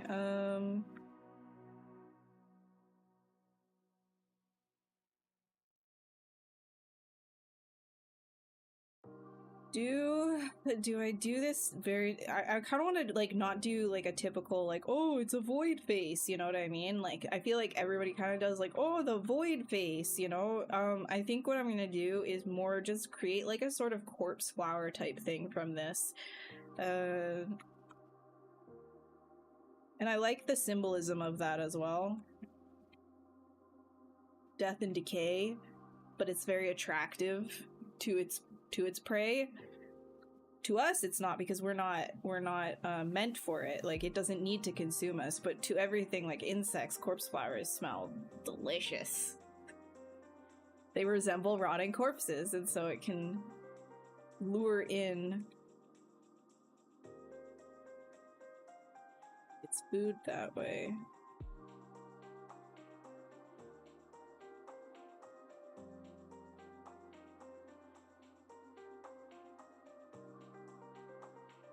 All right, let's go look at a corpse flower.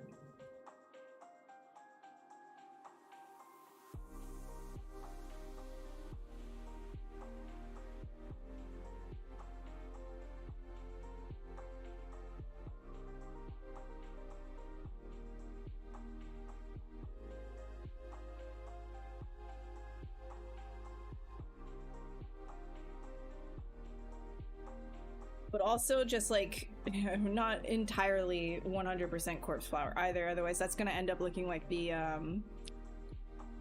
monster from Stranger Things. I don't want that. They like straight up just did corpse flower.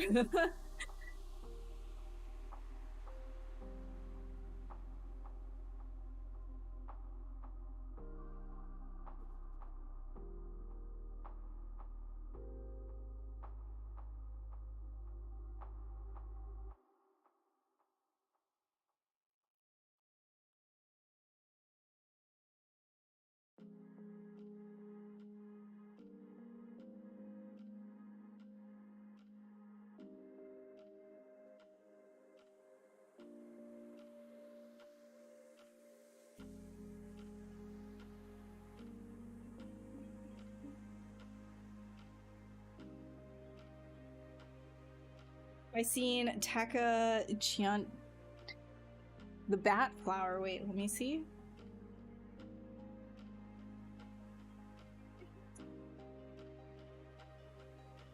Oh, what a cool flower that is. I like that one. It looks like it has mushrooms growing inside of it, like the little buds. Oh, that's so cool. What a pretty strange looking like, I really like that thing. Wow, that's weird. Nice. Yeah, that's a good one. Bat flower.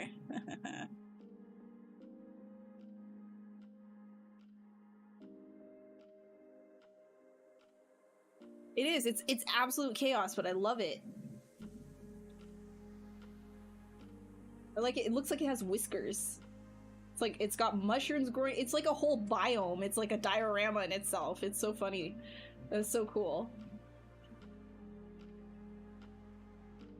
Nature does have crazy concepts. Like, that's just like what even is that?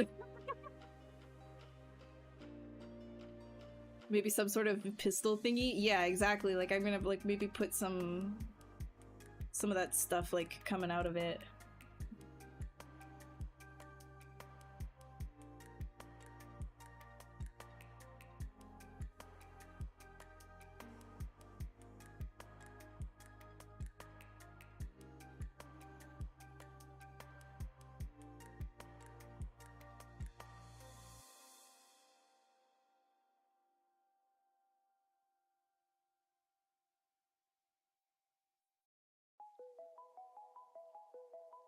You know, like, you know how you're, like, after you're done with something and it hits you, like, really intense, like, emotionally, and you've got, like, a little bit of, like, an obsession with it, just a little bit, and then you're doing something else, and then a thought of that comes into your head, and you just, like, you just have to sigh. Having a lot of that.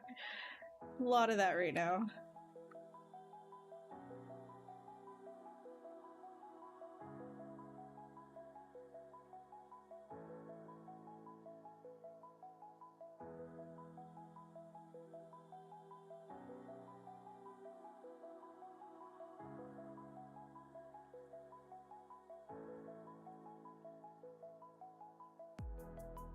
Feel strong, man. Yeah.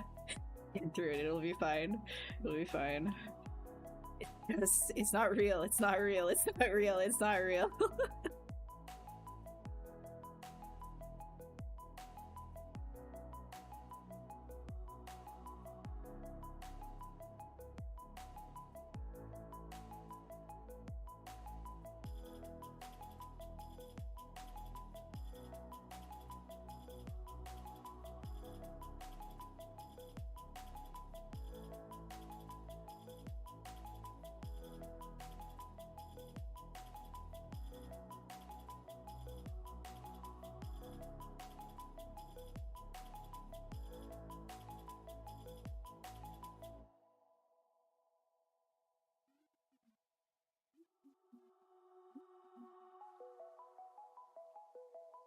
There are frogs living in some radioactive areas, and they.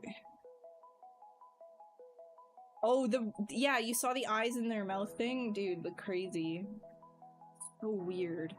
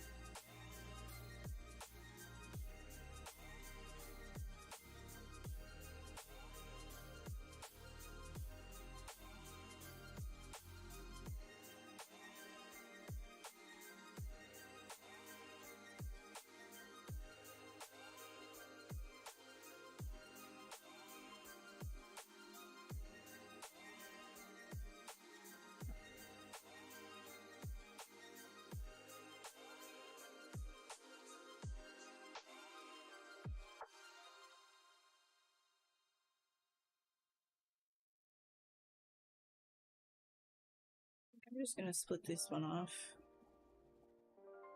Yeah.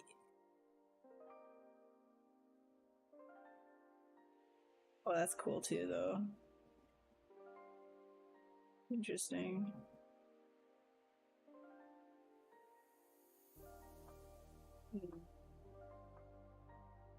So that. Okay, I'm gonna save because this might do a crash. I'm gonna try something here. Mm-hmm.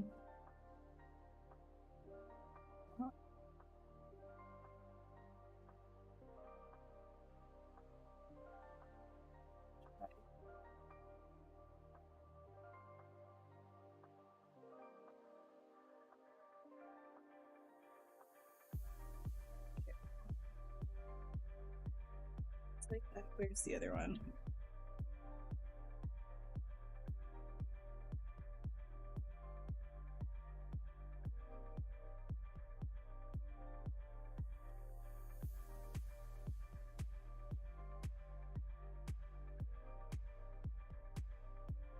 So maybe there we go. Yeah.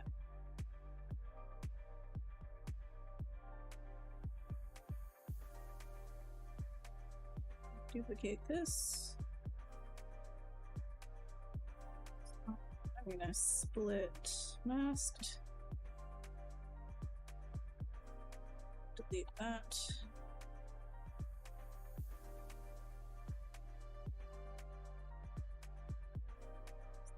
Use this. Okay, and then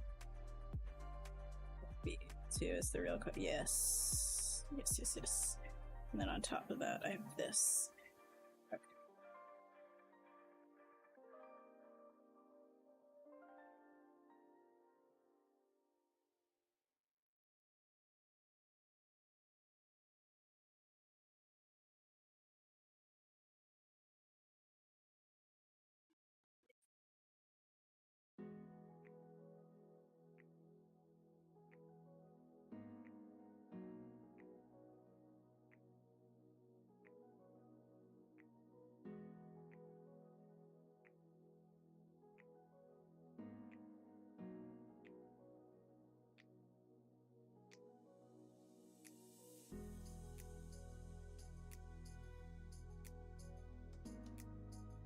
And then we can put like an alpha on this guy right here.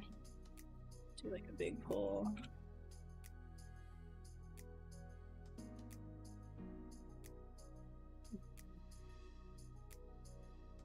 Draw it in like more. Take the alpha off. Screw the alpha.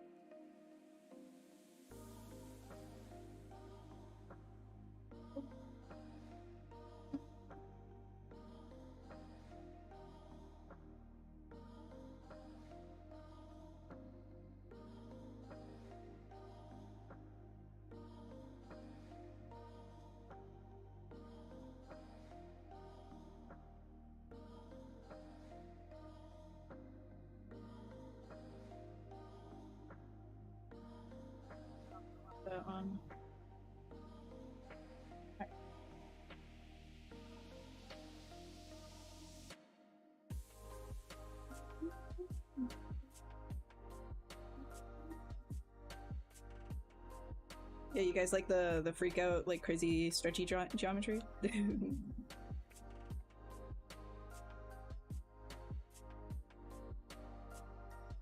I like it. I think it gives a fun sort of like peeling effect.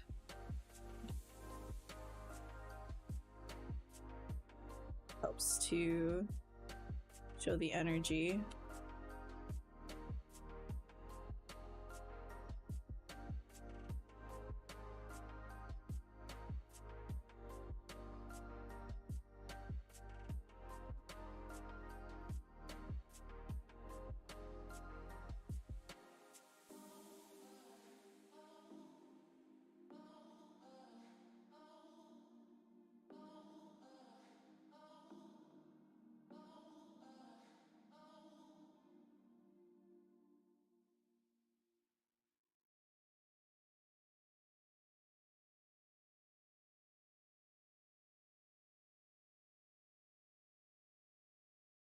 Am I still on Dynamesh? Yes, yes, yes.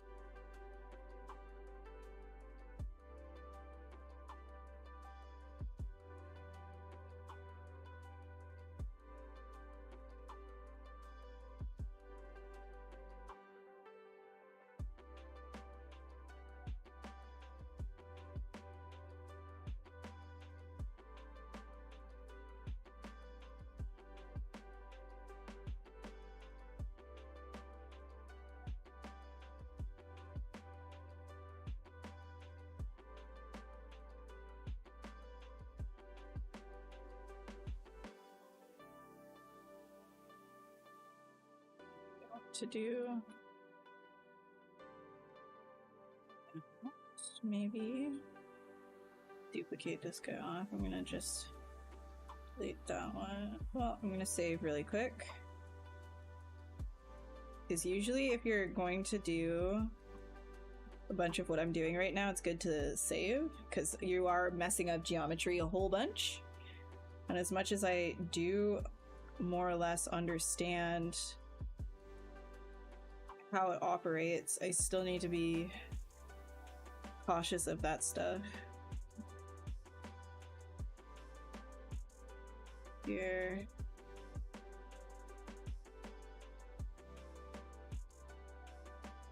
Good. It's fun.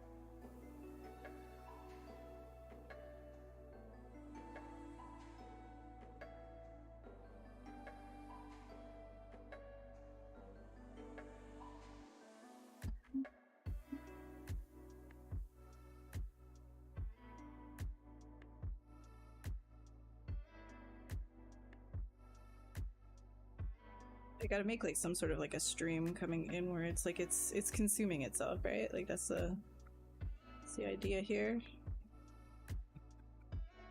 We want that sort of like energy.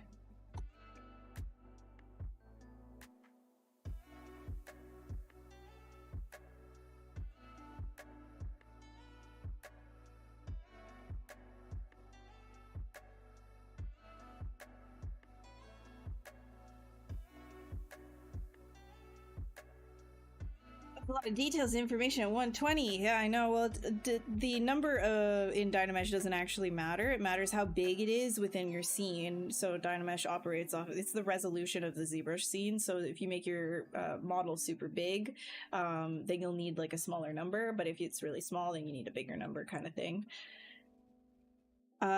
Yeah.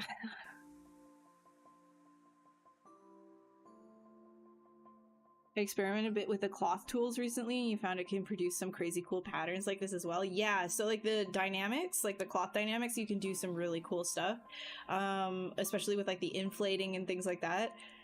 You can play around with that, experiment, and find some really like crazy shapes and stuff too. Really low res. Yeah, exactly. So like don't worry about, like, that's the thing, like if you're doing something super experimental, like yeah, do stuff low res, let it be crunchy. It's a lot of fun to work that way. You tried to pull geometry like this, but ended up looking like scrambled mashed pixels. Well, no, like, I mean, so when I first started doing this kind of stuff in ZBrush, it didn't look like a whole lot initially either. I think I just didn't really care that much if it was good looking. Like, I just kind of wanted to mash things around. But I also come from a background of like, of going to like fine art, and then I went into animation afterwards, right? So it's like I did a lot of conceptual stuff when I was in high school, and so I kind of brought that same mentality forwards as well. And I guess it's just sort of like the idea of just like enjoying it and having fun with like the shapes and stuff, right? So even if it looks like mashed potatoes, you can just throw it away, because that's all it really was at the beginning anyways. You didn't really do much. Like, I mean, sometimes you put down shapes and the shapes just don't look good, so just throw those shapes away and try a different shape. It's all good.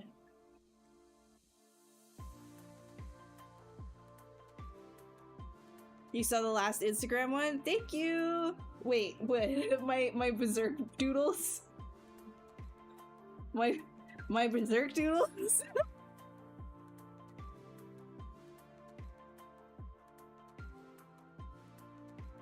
my Zod and guts. Oh man. See, now I'm thinking about it again, and I just wanna sculpt. I just wanna sculpt them. But at the same time, I'm like, no. Resist the urge to always be doing fan art every single time you like something. I'll never do my own art if I end up doing fan art for everything that I like. I swear to God.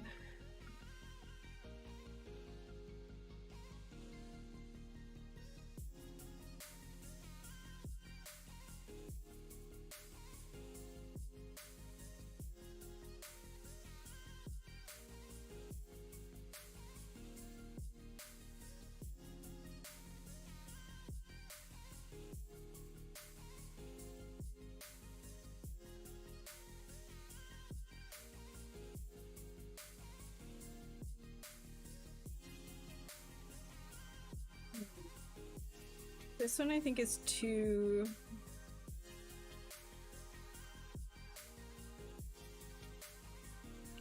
I'm going to really delete some of that.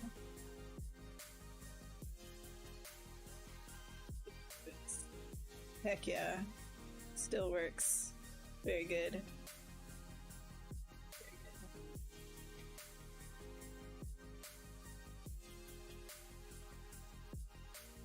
Also, another thing too is I have a pretty high-end PC.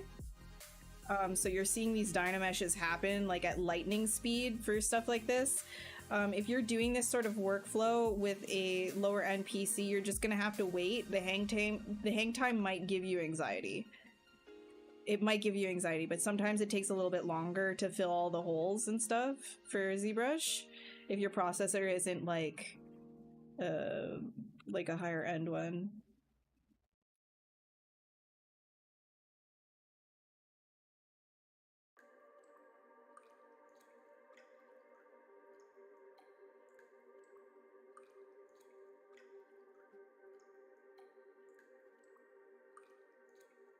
Like this one. There we go.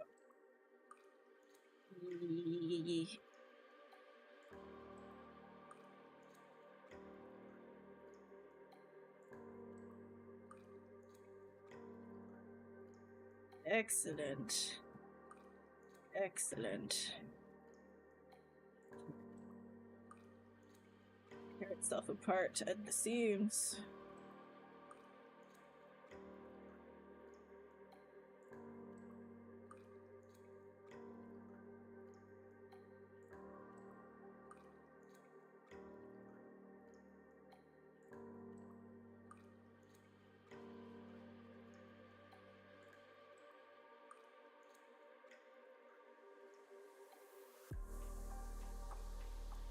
Take this whole thing.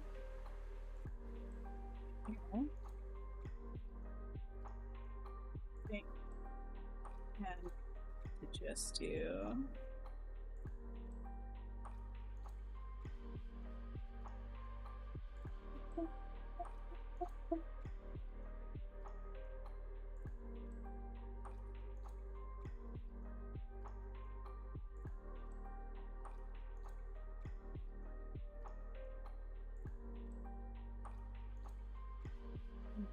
How do I want to do this?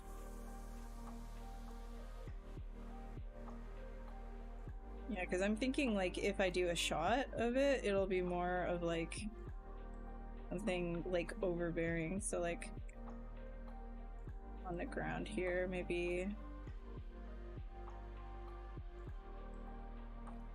35.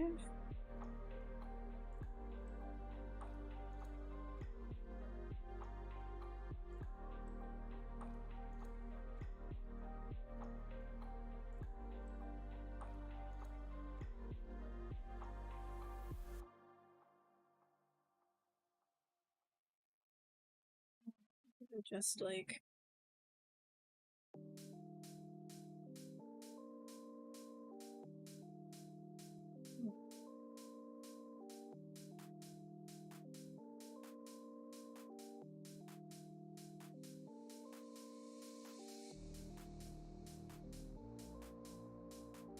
keep this good.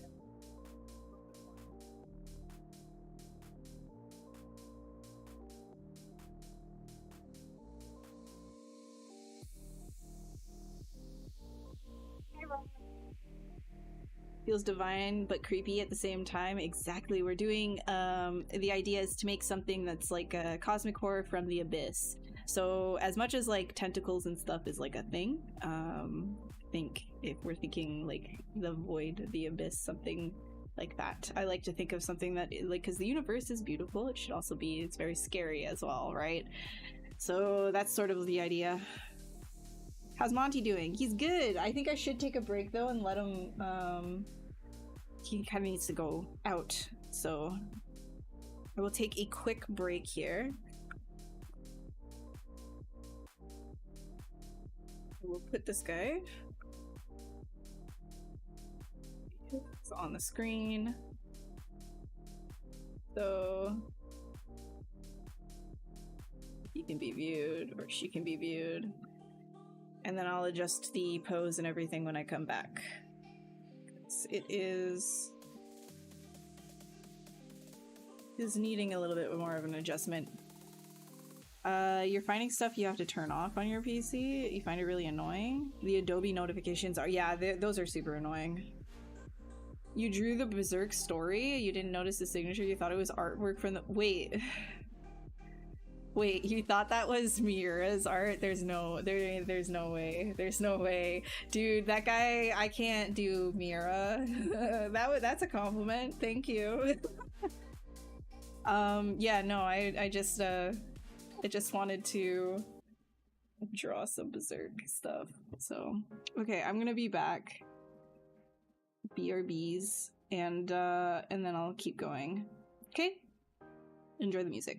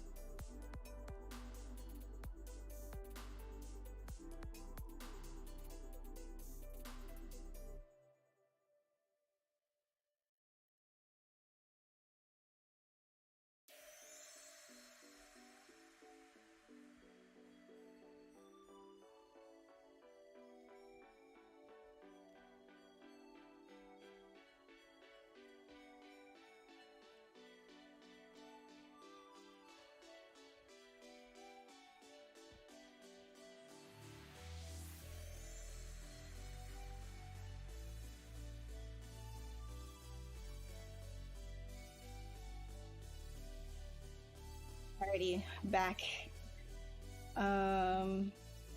No, from space, deep space, deep space.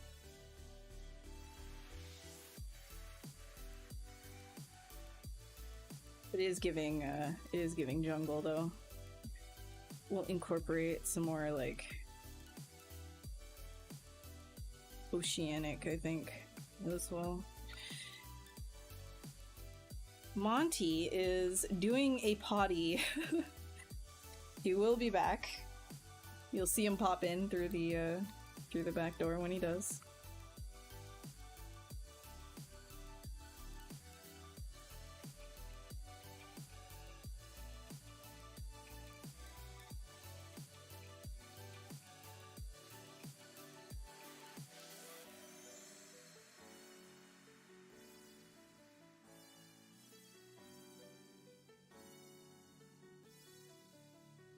I'm gonna put this back to where it was. I don't like it being this way.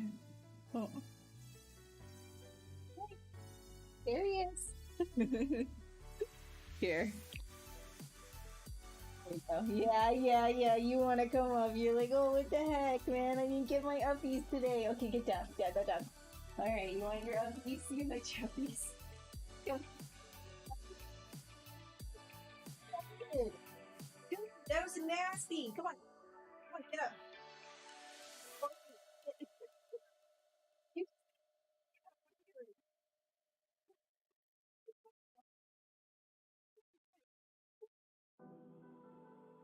Nasty.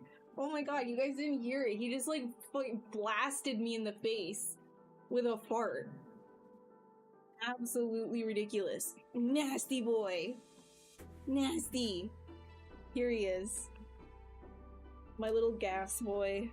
My little gas can. Potato mode, yes. I mean, on the ground, he's always showing me his belly anyways. He's just like, please, touch. This is his constant position. It's just this. Potato, belly, yes. Good boy. You're so soft today. You think you cuddle. You think you cuddle. More comfortable in the office with the fan sound now. Yeah, so what happened with my computer is I decided I wanted to do some undervolting. I played around with some undervolting and I actually changed the maximum TDP down to I think it was 120 versus 170. So now I end up having like it's still hitting all of my benchmarks exactly as it was for productivity anyways, so I'm fine with it. Like, I'm still getting the frequencies. I'm not having like any problems. I think my chip is pretty good in the temperatures. Like, if I'm doing a render, it was jumping to something like, you know, 80s. It was capping out at 80, no, 70. It was hitting 70 and then capping out at 80 for temps in my renders. But now that I've done my undervolting, we're capping at like maximum 70 and like hovering around 60 for rendering. And like, normally speaking, like, the temperatures are quite low now too, so the fans aren't always like jumping, so that's pretty nice. And he's fine with that. He's better with that, so I'm okay with it too. Undervolt for the babies, you know? Undervolt for the babies. Yes, buddy. Oh my god, the farts. Oh, bro, you just went out. Oh my god, dude. Oh, that is disgusting. That's foul. That's foul. I did not teach you to do that. That is foul. You don't fart in your mother's face. Oh. Oh. What the hell? Was it the cheese? It's because you ate cheese today? What the heck is that? Nasty. Oh. Oh my god.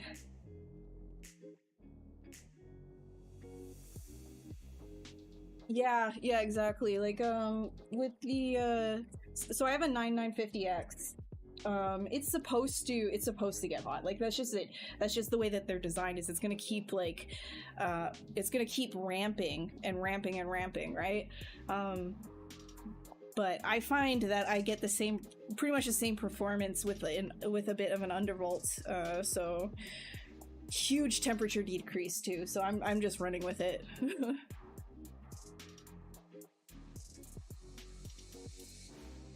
Yeah, I think it's the cheese. He saw I was eating a chunk of cheese, and he was just giving me the eyes, and I couldn't say no. Couldn't say no, you know? It happens. And he's not as much as of a fatty boom boom anymore. Like, the vet called him fat. He's not fat anymore. So, he's allowed to have his cheese again. Now he's just, like, farting in my face. So nasty.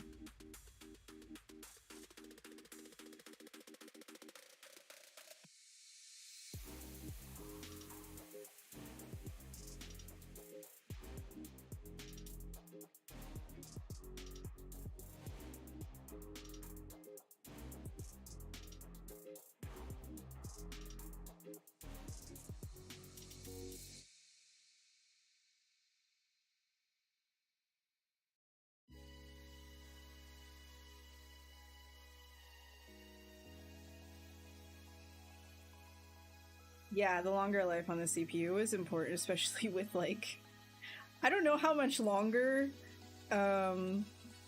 computing will be affordable. So if I can keep this processor going for longer, then that'll be sick, you know?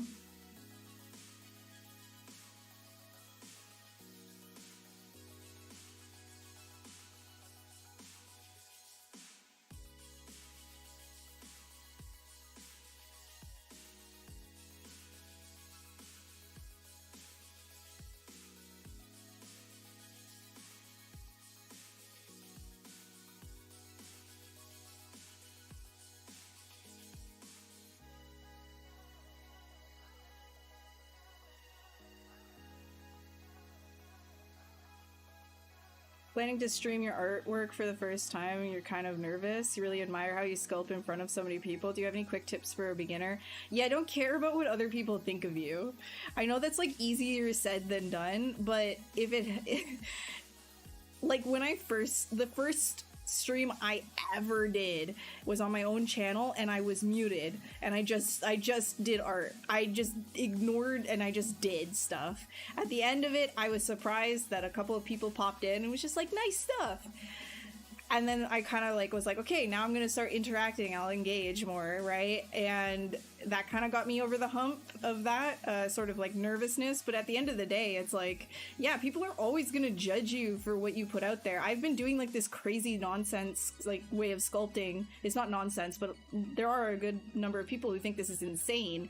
And I've had a lot of backlash from chatters doing this, like, really out of the box kind of way of sculpting, because they're like, oh, well, people come in, they judge you, you say you don't know anything, you know, this would never work in a pipeline, like, this is garbage. But it's like, that's not really what we're doing here, right? At the end of the day, it's like, people are gonna look at your stuff, misunderstand what it is that you're doing, no matter what it is that you do. Even if you were to do something for, you know, like, let's say you're doing a concept for an animation, like a rig that you want to create, right? You're doing it by the book. Somebody will still come in and criticize you because they think that they know more or whatever. And it's just, as long as you just, like, let it slide off of you, you're gonna have a much better time, and just focus on the people who actually want to, like, ask questions, engage, and have fun in the stream, and also are doing their own work and stuff like that. Because then that's how you build, like, a really fun, strong community, and you meet really cool people like that as well. There's always going to be negative people, and so I think if you are getting into putting yourself online, you just have to accept that there are going to be people that just are not the nicest about things, and just kind of say, okay, well, for every, like, nasty person that doesn't like me putting my art out there, there's going to be 10 who will eventually find you and appreciate that you do, right? So that's my 2 cents.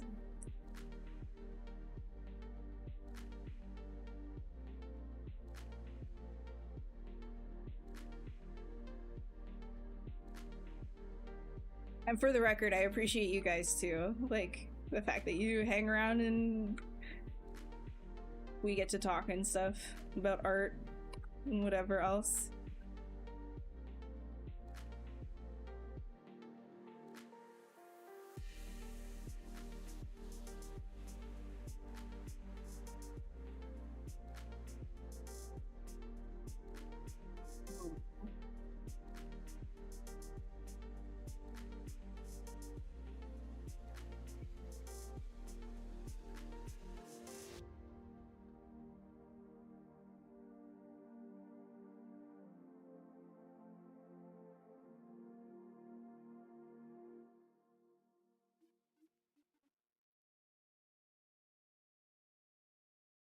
Yeah, a lot of people that you never need to meet. Exactly. Exactly. And also keep in mind, if you're putting your artwork out there, just like art in general, right? Just remember that not all art is for everyone. You're not going to be able to please everyone. You just won't. That's just how it is. You find your people, and that's good.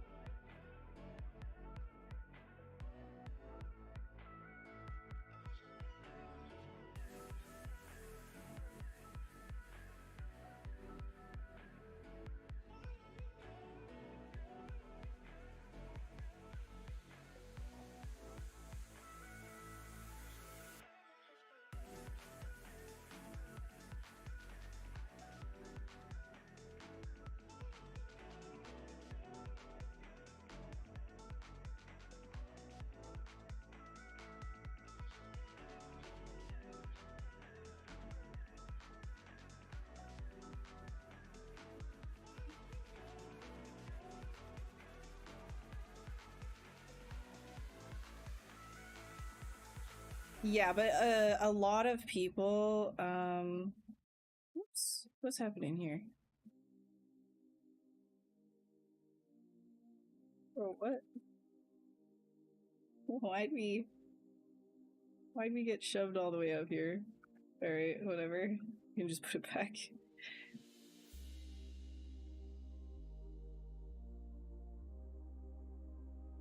There's a lot of people, like when you're streaming art, something to keep in mind is a lot of people come in from the gaming side of things, from YouTube, maybe not gaming, but like, you know, other areas, like other genres, like maybe they're not artists and they just see your little thing that you're doing and they're intrigued, which is a good thing. Like, that's awesome. But there's also like younger people that come into, like, kids and stuff, and they just don't really understand what it is that they're looking at. And sometimes people can just be rude when they don't understand what it is that they're looking at. They don't know how to ask the questions. And to have like some like a little bit of like charity when you're thinking about like, okay, maybe something like a rude comment came in, but just to think like maybe they don't intend it that way, they just don't realize it's rude. Like, maybe it's their first interaction with the art world, right? That's another thing. So I just assume too, here on the Pixologic channel, like a lot of people are, you know, might be coming in looking for specifically production art, right? And I don't usually, I'm not like some streamers on this channel, they will do production specific art.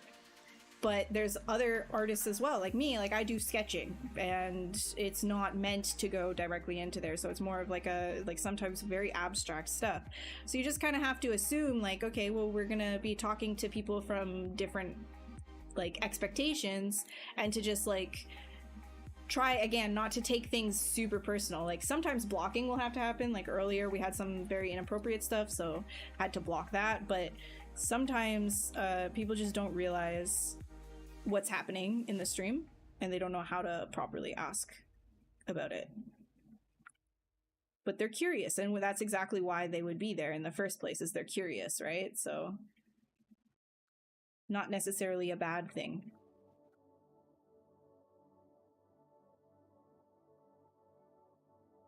I always love it when people get curious about art.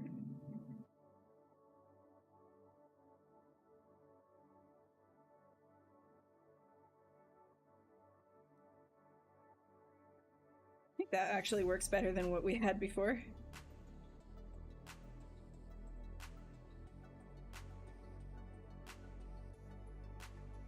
Sort of like two galaxies that are crashing into each other. Like particles simulating.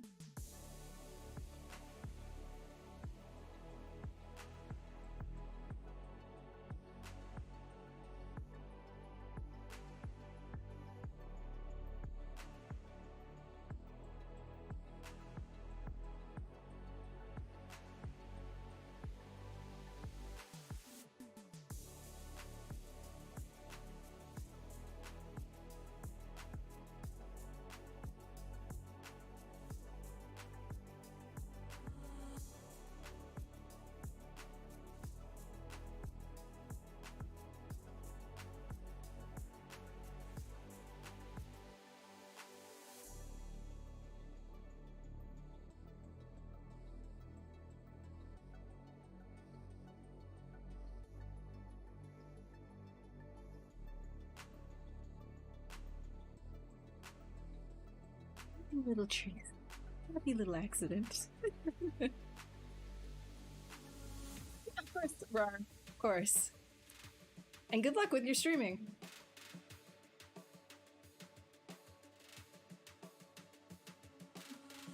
When you watch your neighbor's dog, you have to turn him. Wait, you have had to turn on the whole house fan to evacuate the farts room? Oh. Oh, and it gets like worse. The older they get, the more farty they become, which makes sense. Like everything starts relaxing, right? But goddamn, their farts can be nasty.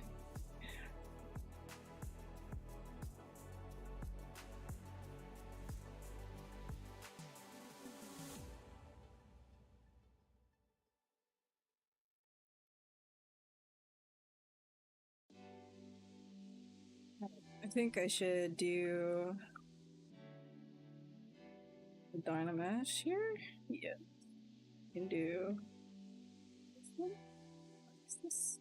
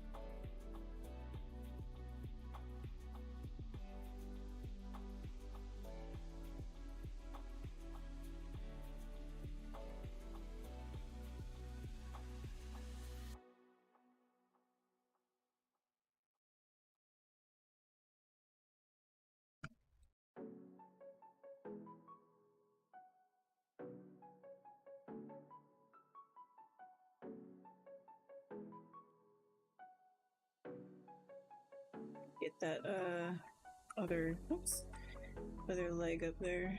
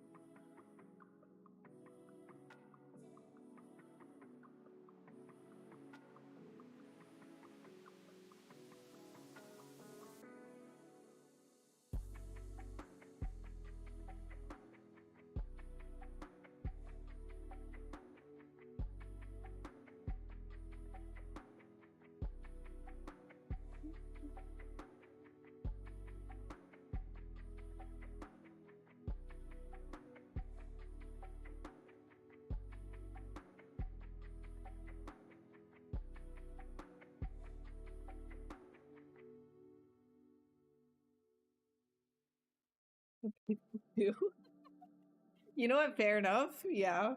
The farts can be pretty nasty for people. No lie there. No lie there. Probably worse, actually.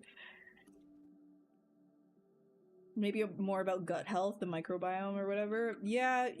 I mean, I think a lot of it, like, when people get older as well, their bowels, okay, I can't believe I'm talking about, like, the bowels of your, while you get older, your bowels. But yeah, it's like, everything just starts to relax. The functionality kind of is not as strong. It's just sort of a normal thing about age with everyone and everything.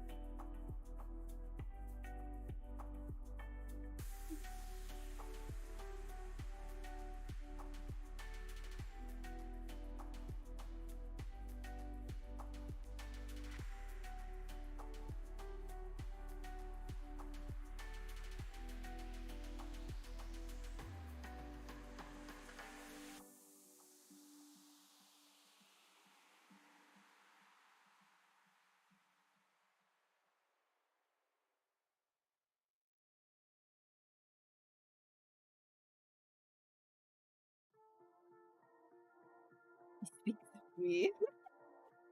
Yo, I'm getting there. I'm gonna be getting there. Don't worry.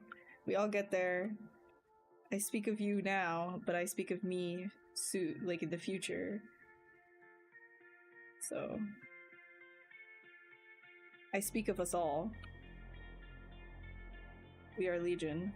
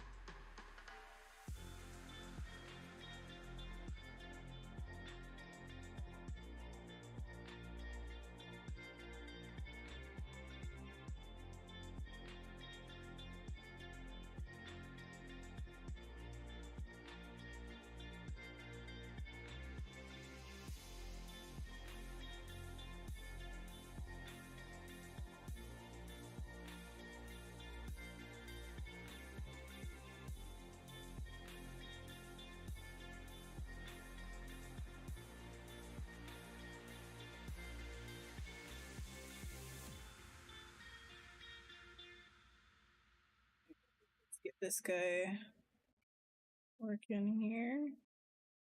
Their shared butt cheek.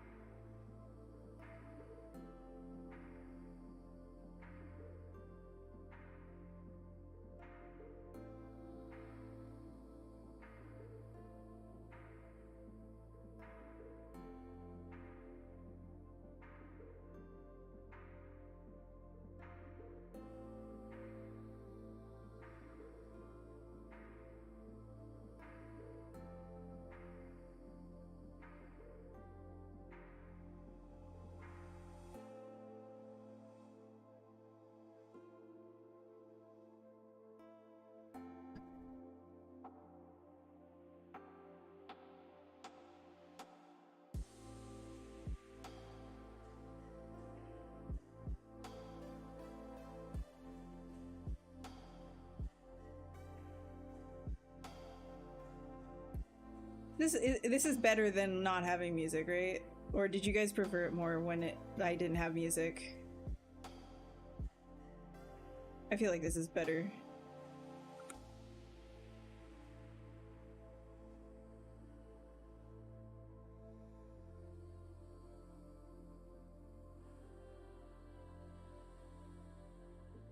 Yeah, better. Okay.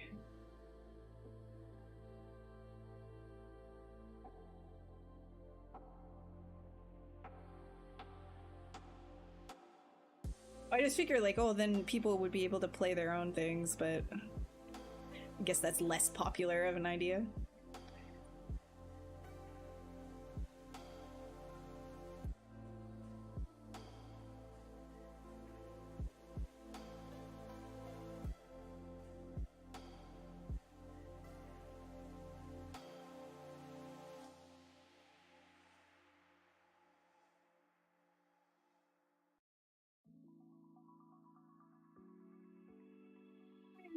How are you? How's it going? Welcome, welcome.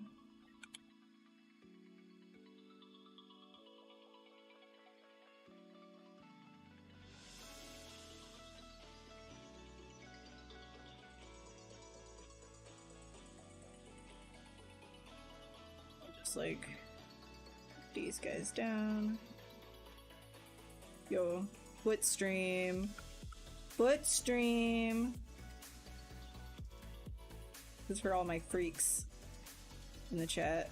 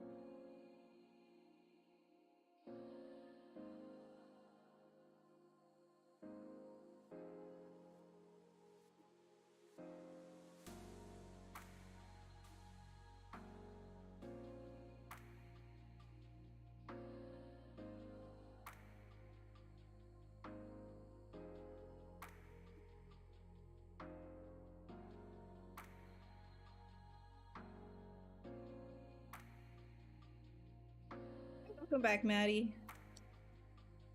It looks like awesome. Thank you. Like, that is what awesome is. All right, cool. Good to know.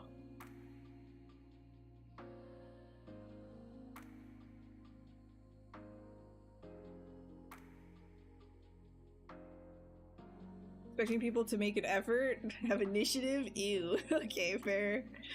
Fair. Shame on me. I don't know. Shame on me, I guess. Man, damn. Shit.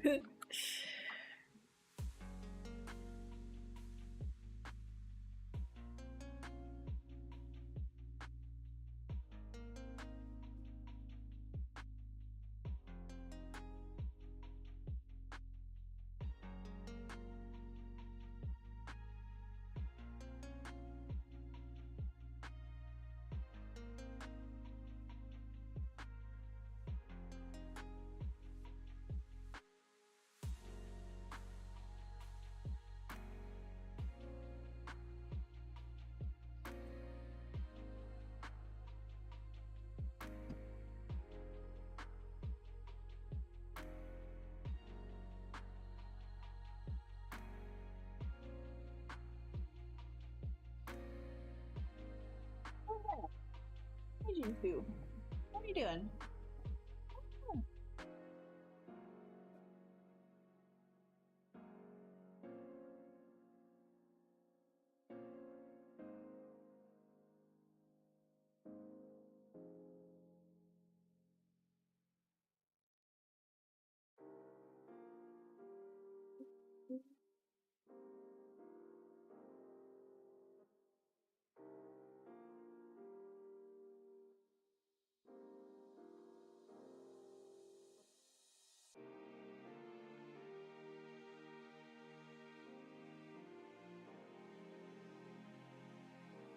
Straighter right there.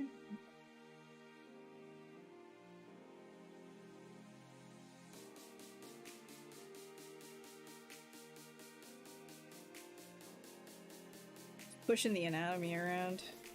Yes, I can.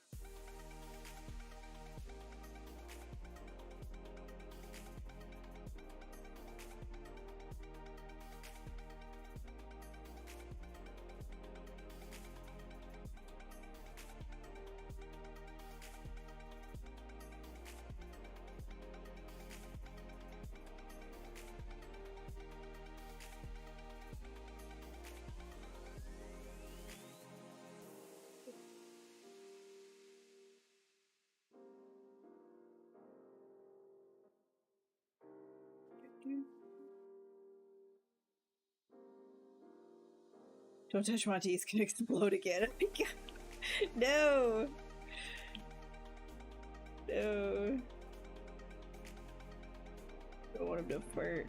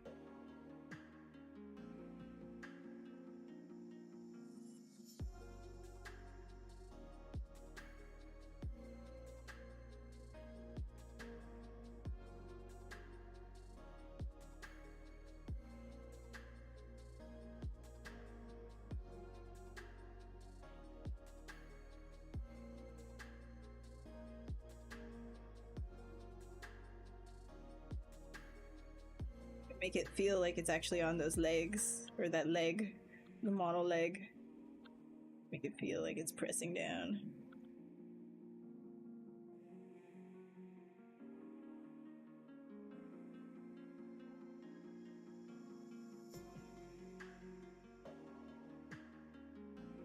It's pointing at you with his toe. Imagine people did that, like instead of their fingers, they would just like start pointing at people with their toes, their big toes. I would hate that. Oh.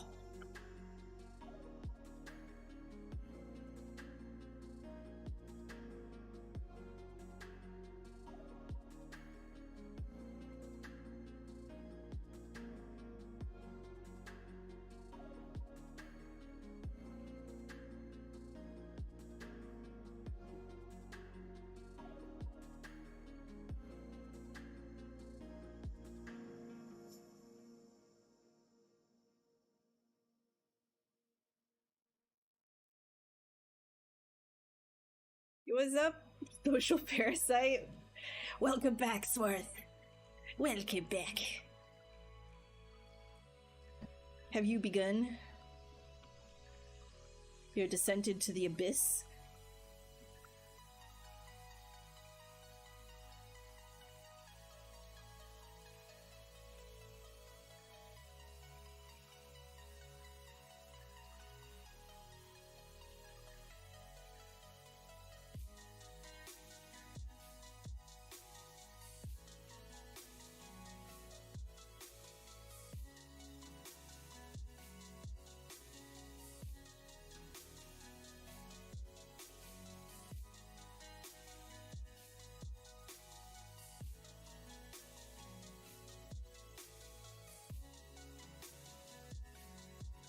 Not yet. You need to think of an idea. Just start putting something down, man. Just crunch some stuff. Do what I did. You like it's shared butt. I think that's so funny. I love that. This is the shot right here. This is the abyss.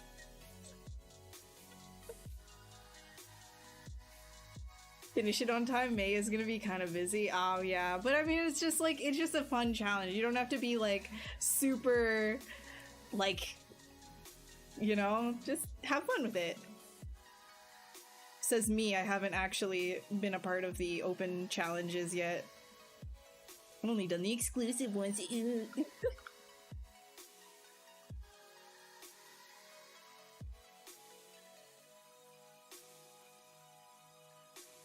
Weirdos in chat, almost time to take feet pics to give a rating for wiki feet. Oh my god, the amount of feet that I've sculpted on this stream, dude. I've done so much feet work on this stream. All for free.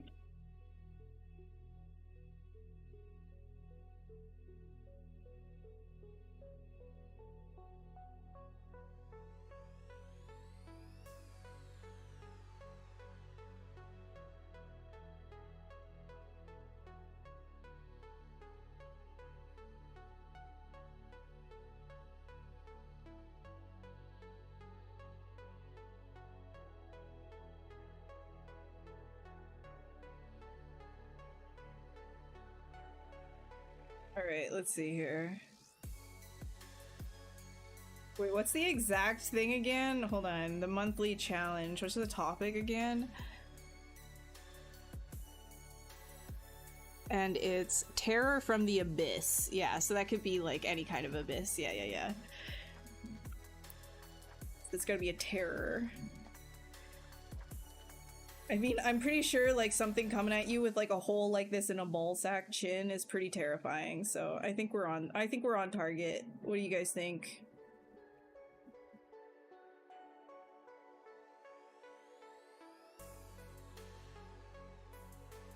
You're 3 sub of the screen.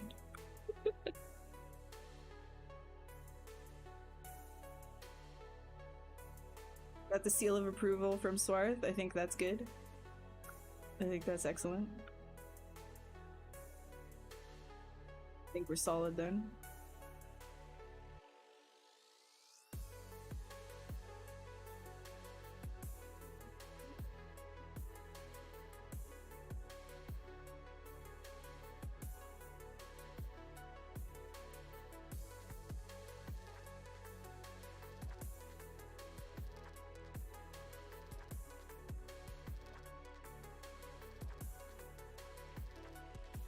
pretty terrifying.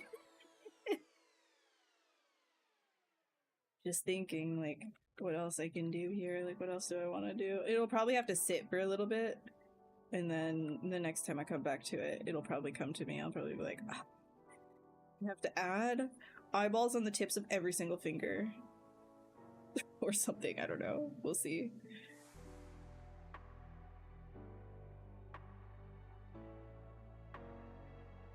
See, like, different like emotions that you want to start to play around with.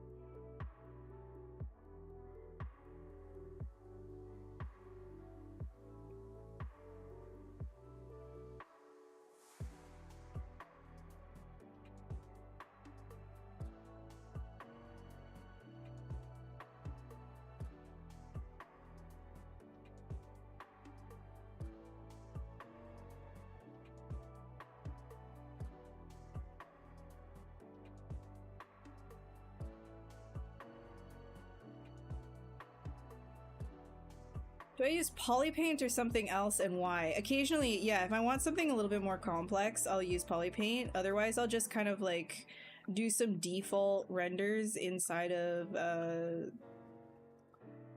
keyshot, and then I'll just do paint overs on top of that, because I'm also like a 2D artist as well. Like, I'm not just a 3D artist, I like to do painting as well. So depending on what it is that I want to do, if getting like a pattern down on what I'm making like with the polypaint is faster or like more convenient, then I'll probably do that. Otherwise, I'll just do like sort of like a paint over. But when it comes to like when I actually do use polypaint in a production standpoint outside of surfacing, you know, if I'm getting hired as like a surfacing artist, then it's like, okay, I'm gonna be in substance. But if it is for like concept and just like getting something approved as a model, then I'll use polypaint to like put in the eyes or something like that, just to show like, hey, look, this is like a rough like color idea of what it is. It kind of helps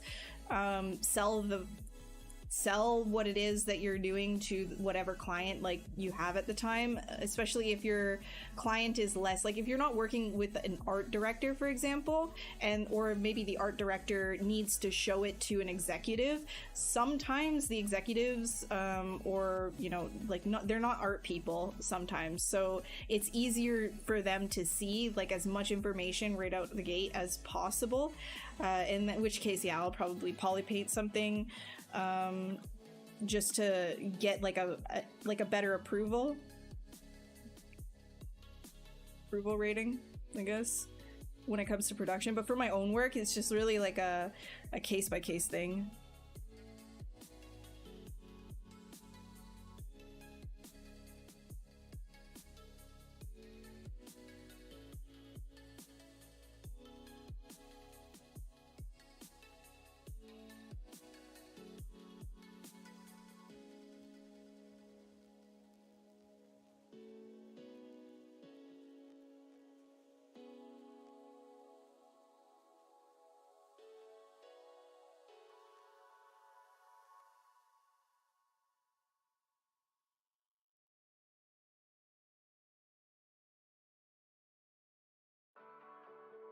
I like this like center hole bit right here. I think what I'm gonna do is I'm gonna bow these legs out.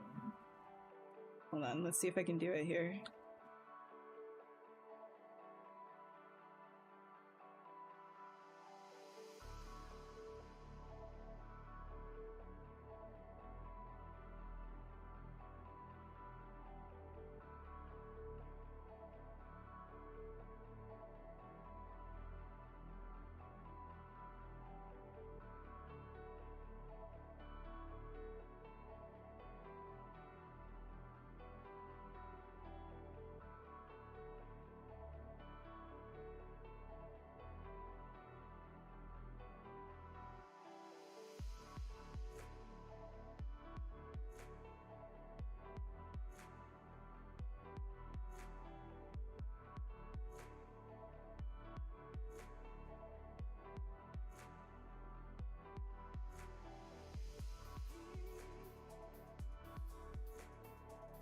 Yeah, the negative space is it's pleasing, right? Like this one, I like it. So I'm gonna try and preserve that and do something with it. I think the main idea here is gonna be like to take these body parts and make them feel like other things that are not necessarily body parts. So it's gonna be a little bit confusing an initial glance, but the longer you look at it, the more it like you're like, wow, that's like weird. As I think like when you're doing something cosmic horror, it should feel like it isn't comprehensible, right? Like that's like the whole point, is to kind of make it extra weird. So I'm gonna try.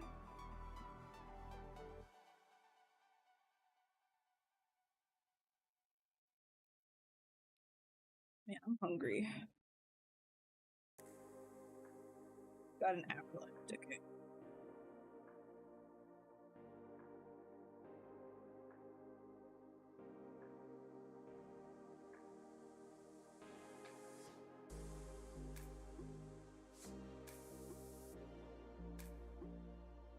A monocycle. A unicycle.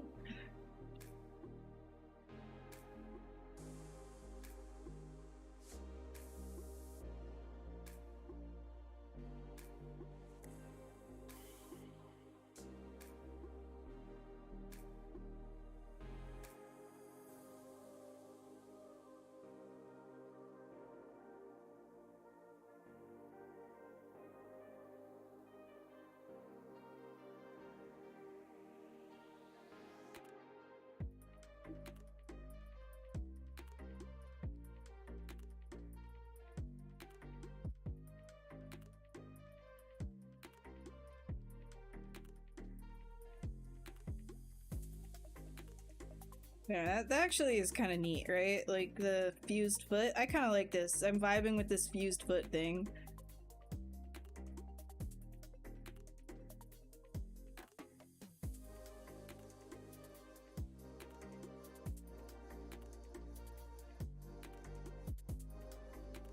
Like it's giving dainty, but also what the hell?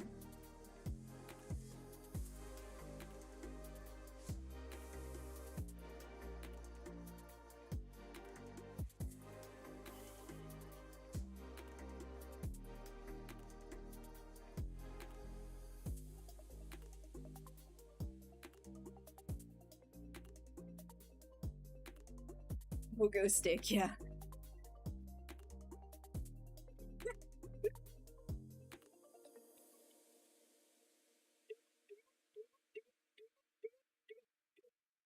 Kids, welcome to this YouTube channel.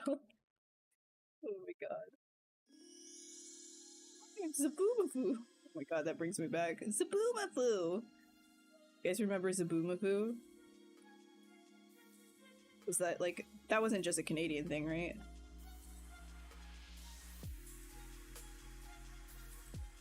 Yes, Zaboomafoo.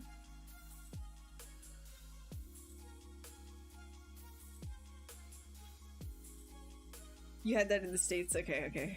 Because I know there's like a couple of things that are just Canada. I can't remember exactly what now.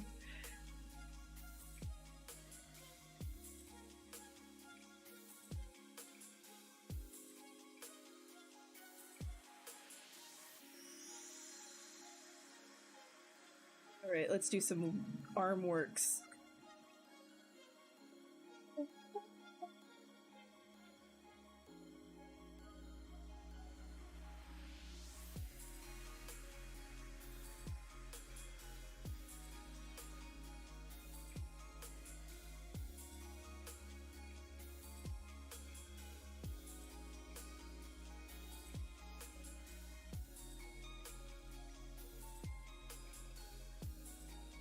What do we want to do here? I want to make this a little bit more, like, threatening.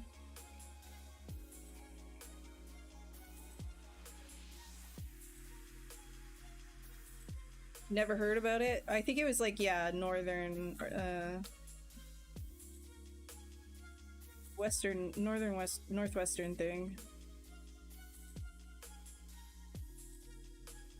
But Zaboomafoo was like a, he was a lemur. and there were like two like zoo dudes. They would talk about zoo stuff, and Zaboobafoo would be there, and he'd be bouncing around, and he would just jump into every wow, words. He would jump into every episode like sideways, like lemurs do. Zaboobafoo.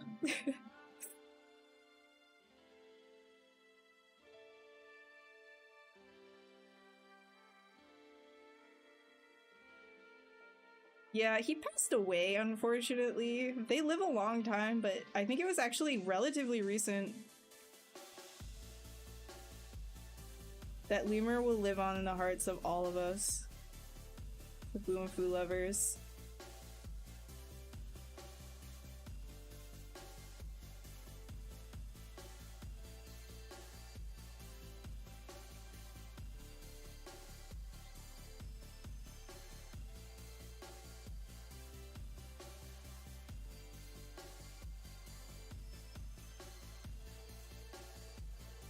Yeah, I don't know when, but yeah, he was like, I think it was like he was 28 years old too. Like, he's an old lemur. He made it, man.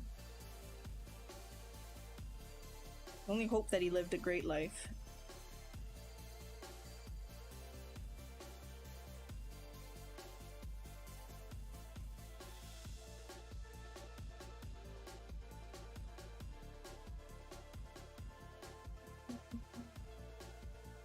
I'm wondering what I want to do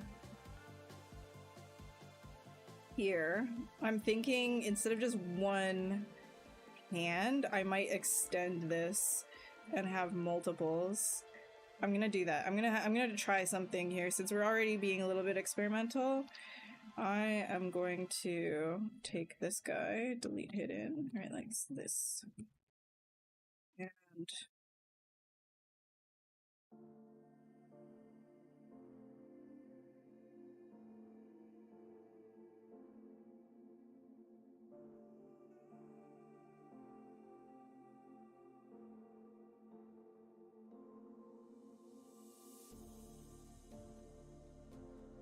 we do here.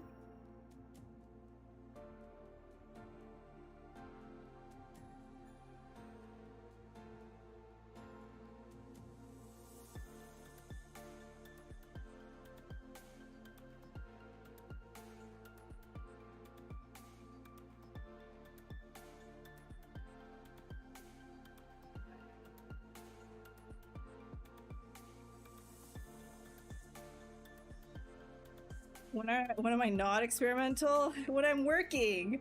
Well, I'm not working right now. I mean, okay, I get to be a little bit experimental when I'm working, but not usually. Usually it's very like, do this specifically.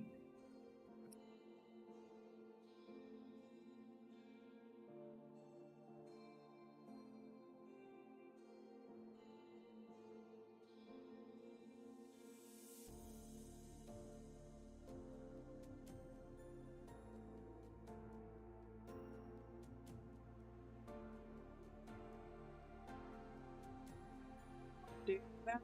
Maybe I wanna.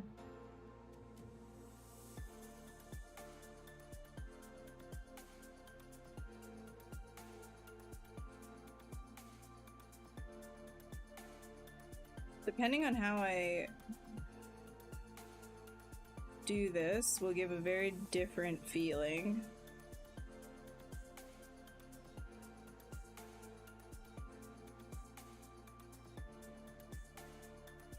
His hands are extremely expressive, so aside from a face, if you want to get, if you want to start emoting emotion, hands come second. So depending on how they're posed is actually very important.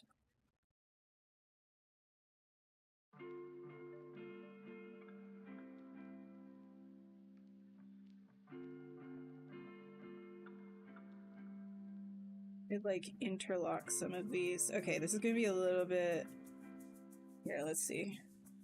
It's gonna be a little bit difficult to do.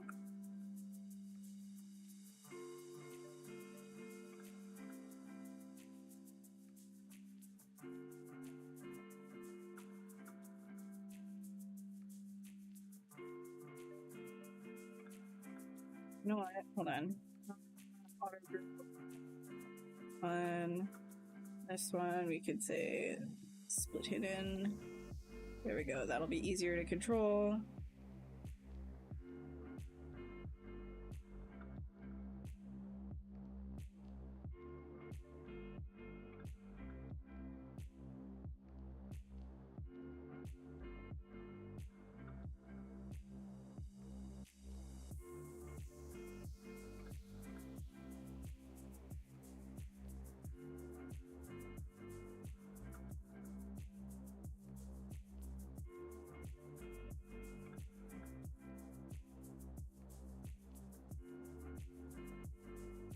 Vitruvian Man vibes? Wait, Vitruvian Man, hold on. My brain right now, let me see.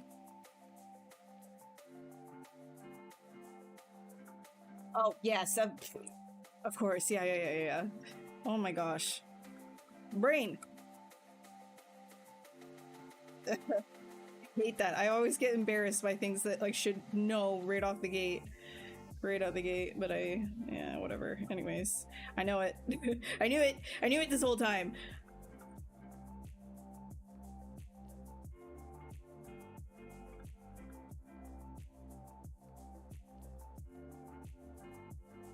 If you need some help with that or you need a hand, you'll have plenty to choose from. Yeah. I don't know if I'm gonna do this, honestly. Like, I'm just kinda... Or if maybe I want to interlock them some other way instead of having tons of hands. But I am kind of going with like that flower theme, right? So, like if it's like blossoms, right?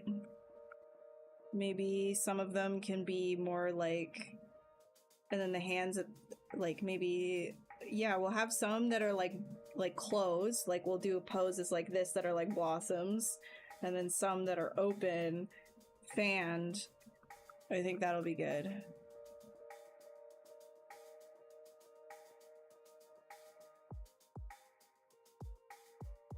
Question is, do I want it at the bottom or the top? I think the top I can probably pose with like posed.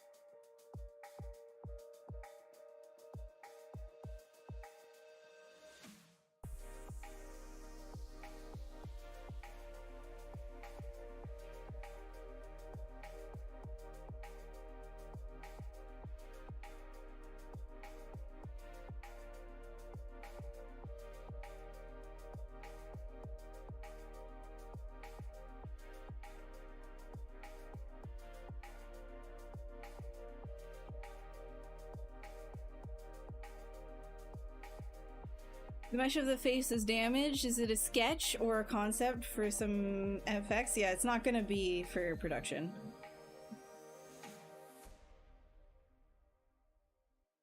It's not a production mesh.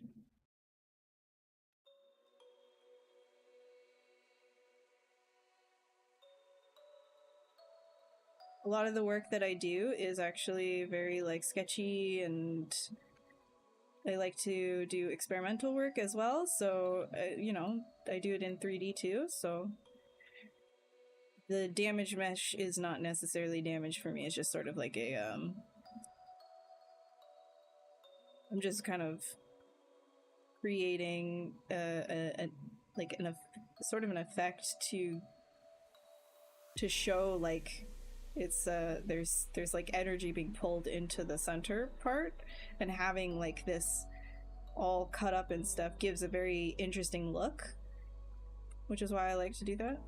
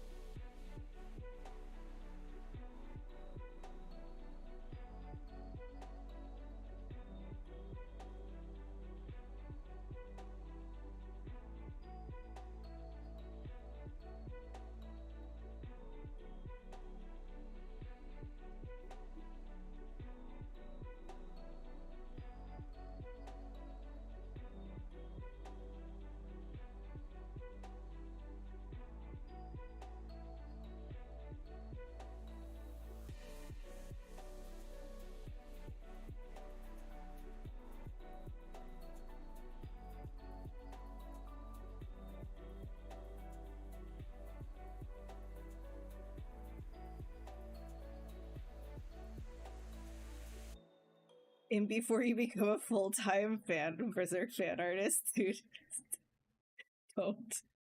No. No. No. I'm not doing Berserk fan art right now. We're fine. I am only thinking, I'm literally thinking about it as I'm like doing stuff that I don't have to think about design-wise. I'm literally just thinking about Berserk right now. Just like, oh.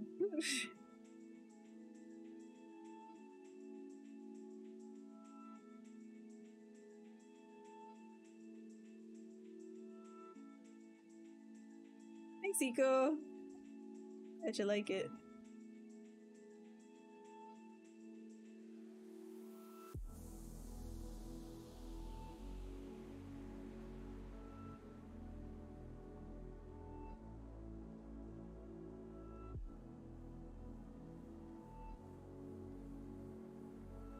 So now we sort of like have a bud, and then they bloom into fanned open hands.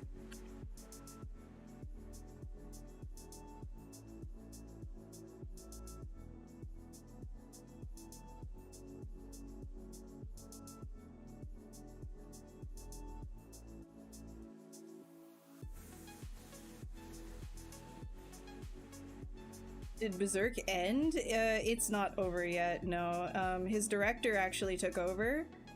And so far I'd say he's doing a pretty good job. Like it's very good. Like the last few chapters he did release. Oh, really good. They're shorter. It's not exactly the same pacing wise. But he knew Berserk better than pretty much anybody, so he knows how it should be going in terms of like the story and like where it's gonna go and how it's gonna end.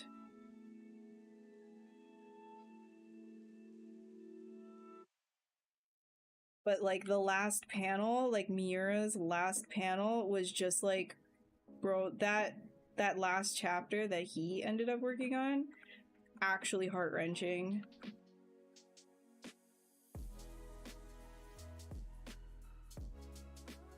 The last Miura panel. It screwed me up bad. I had to keep reading. I was like, I'm not ending right here. No.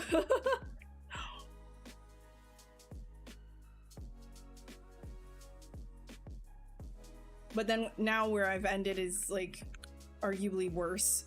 It just kept getting worse.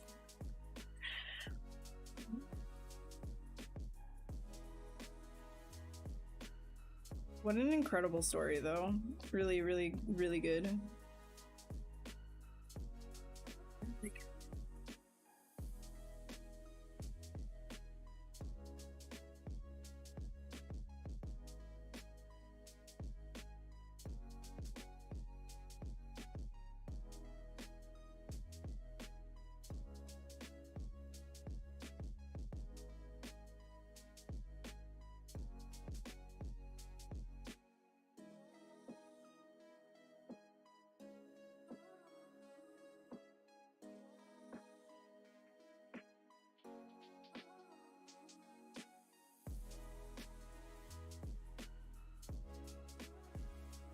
Do like this one. I'm gonna pull it upwards, I think.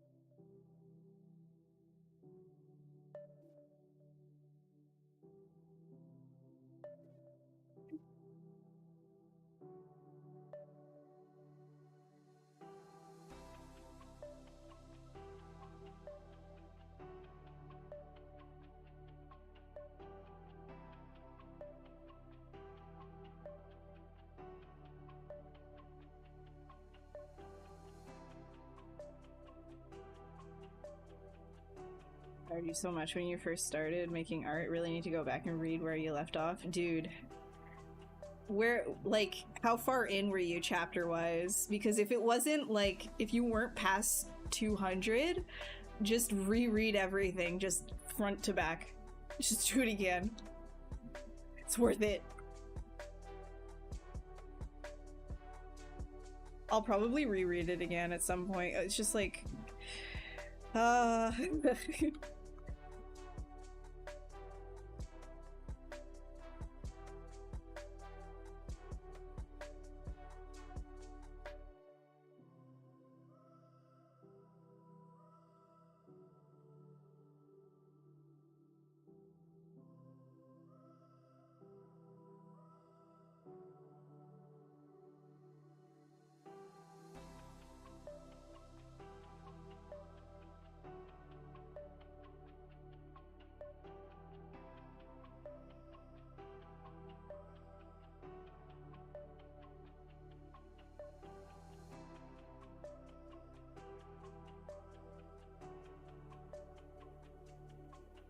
That's fine.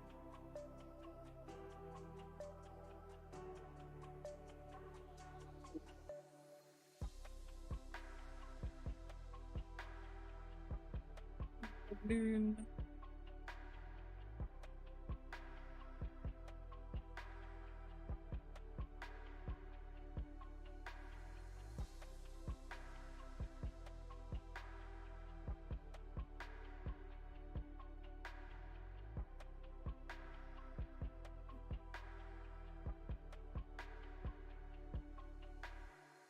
That feels a little bit interesting.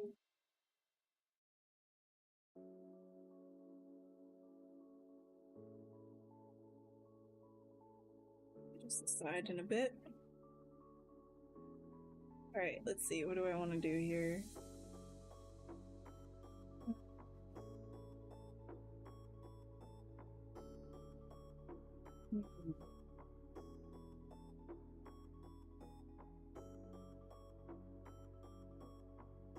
Thinking.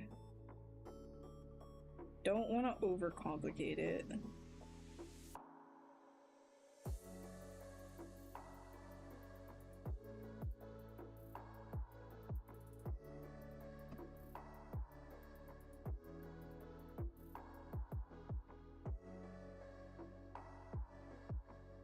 What?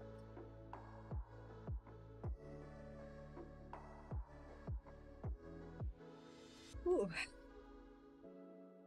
see.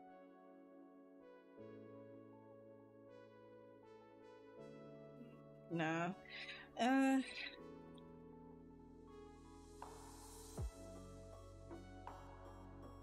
What? Like, cosmic horror, like, I mean, like, yeah, Cthulhu, but, like, outside of Cthulhu, like, incomprehensible. Like, I'm just trying to... Body horror just kind of, like, goes really well with that in general, but...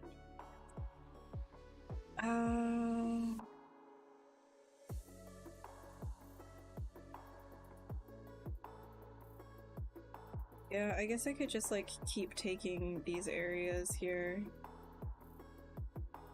And just really, like...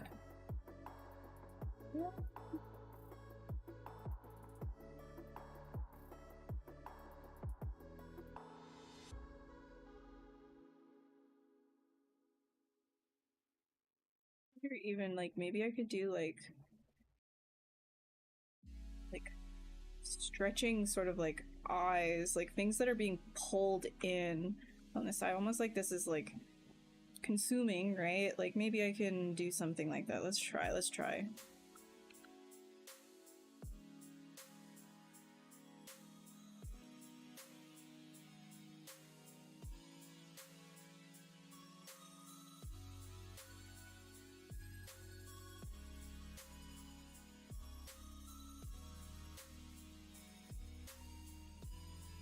So first things first, I will draw out, let's fill that, let's draw out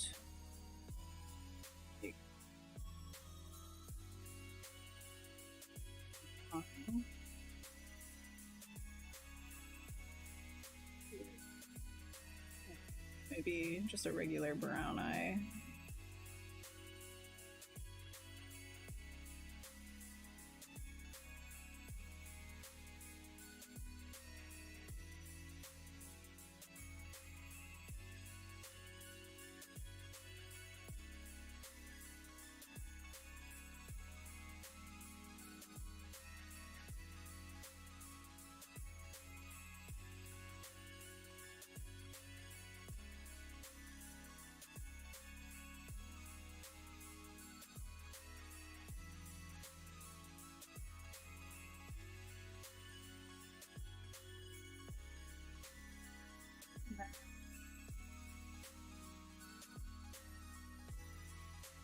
I take this.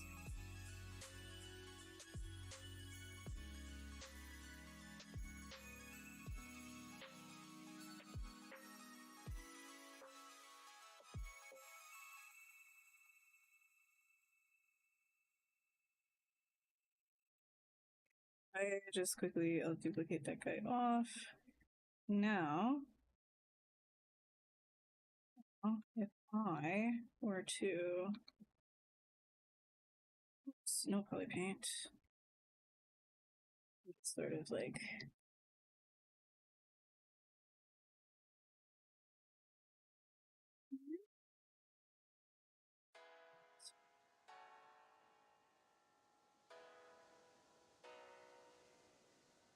right, and then we could do a couple of them, like everything's being like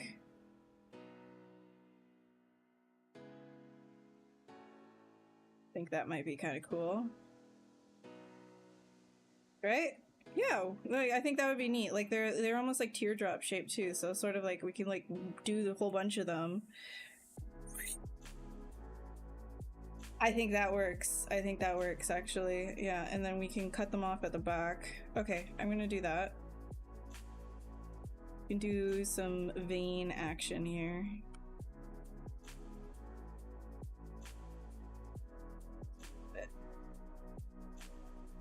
This is an instance, right, that I would like poly paint just a little bit.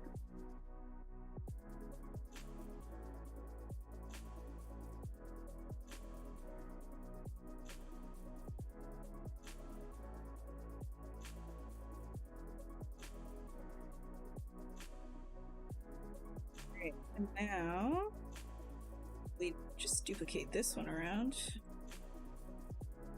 High texture, 80% speedrun. Hey, if you know how to paint, right? You know how to paint, it all becomes a speedrun.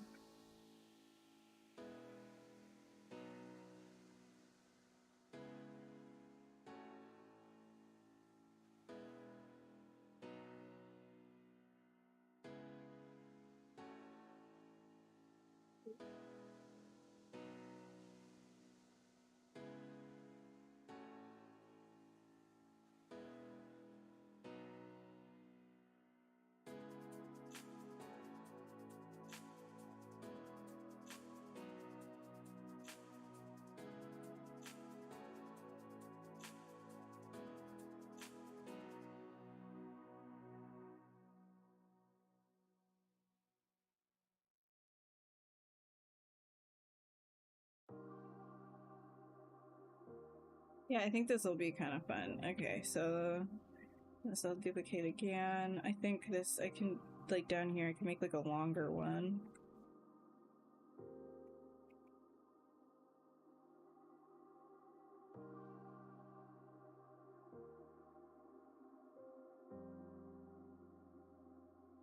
The thing is too, with this, is once I'm done, when it comes to rendering, I'll be able to just like duplicate these pieces here, and then I'll be able to carve out a section in the center part to mimic what a real eye is, so that I can get some refraction inside of Keyshot as well and make them look more or less like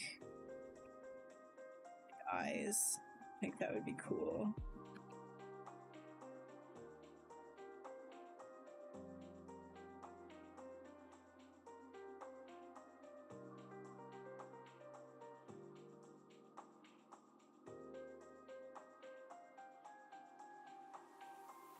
how do you decide what to poly paint and what to paint on Photoshop? It's a vibe. It's just a vibe. Sometimes I'll know ahead of time if it's gonna speed something up. So if I have like a lot of small repetitive things that I need to get in. So for example, like the let's see, torsion, right? The one that I did for Portal's torsion. That one I put down poly paint on a lot of things just because like it would have been too annoying to get in. There's like a lot of like tiny little details, so like putting down some detail, like viscera detail, actually sped things up a lot for me in terms of painting afterwards. So like, you know, the veins on the back of the ovary in the background, that one, like I did poly paint a lot of that, and then sorry. And then it just comes down to exemplifying that in Photoshop afterwards. So it's just sort of like how fast you can go. With the eyes, I had actually initially poly painted them, and then I decided I didn't like that, so I just painted new eyes in Photoshop afterwards that gave a little bit more of that, like, well, they're dead, blind kind of look, rather than the poly painting that I had done. So sometimes I just throw things out too if I don't like it. What's another example of something that I did poly painting for? Like mostly, I guess like the one that's called Mother, I also did poly painting for. The Krampus concept that I did poly painting for as well. But otherwise, yeah, I just kind of like throw things down, and then I'll just do paint overs of different materials inside of Photoshop. Dovecoat, I actually, like, I didn't have a lot of I did not have poly painting on it at all. Zero poly painting. That was like a full like paint over situation. Yeah, okay.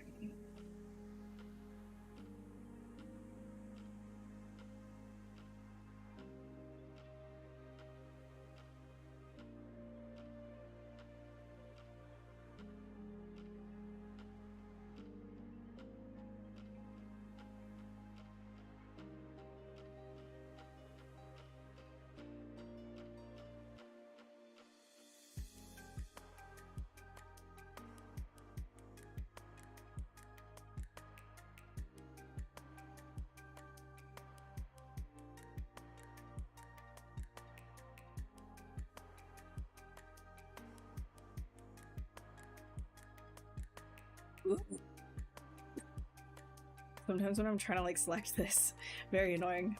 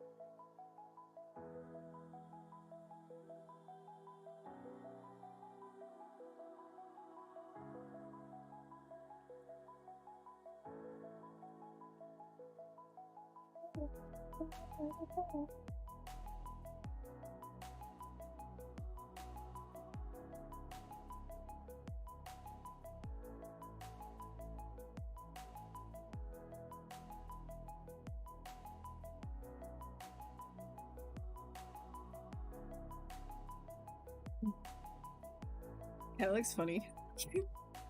Like these are its actual eyes. Oh, oh.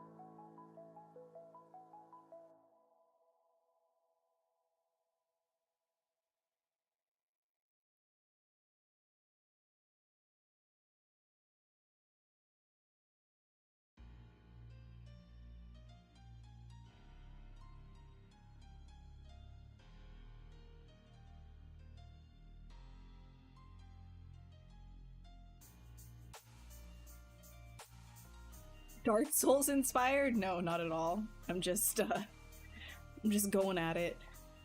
I mean, yeah, I guess it could exist in Dark Souls. It's like a freaky thing like that, right? Teach me the ways of creature creation in ZBrush. Well, you see, eyeballs. Yeah, it could exist in those words, I suppose. We're doing something more along the lines of like terror from the abyss, so I'm taking some sort of like an idea of what's it called? Cosmic horror. Something incomprehensible, and body horror just kind of like goes into that. So it's like universe consuming body horror, not understanding what you're looking at, but it still kind of makes sense in a way. Like it's recognizable, but that's what makes it really uncomfy.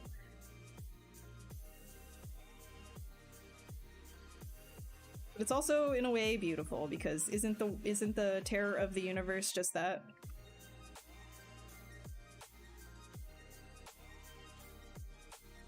The fear of the unknown. That we are smaller than what we perceive to be.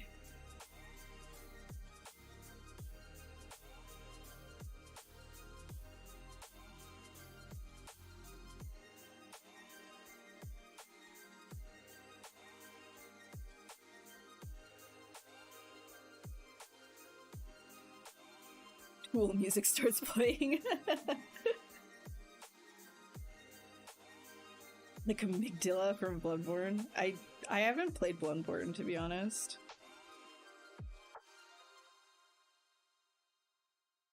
Played Elden Ring though. Which is basically just now that I've read Berserk, might as well just be the it might as well just be the Fantasia arc. The game.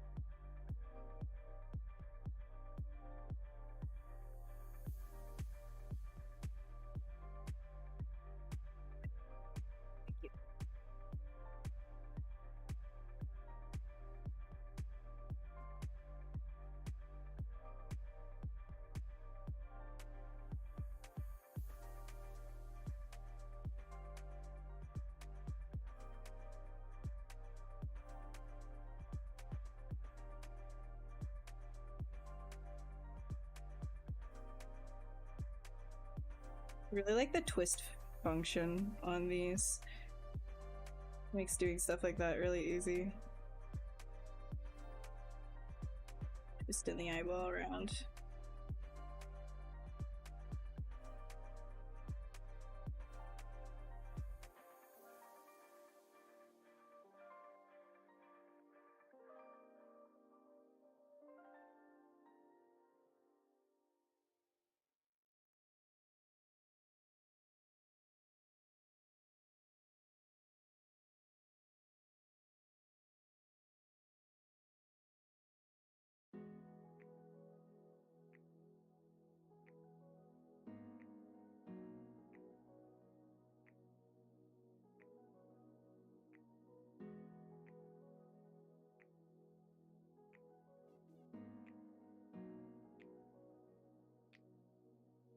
Heck yeah, this is fun. I think I like the idea of the eyeballs like this, and then the hands I still have to like deal with. I'll actually make them more like flowery, I think.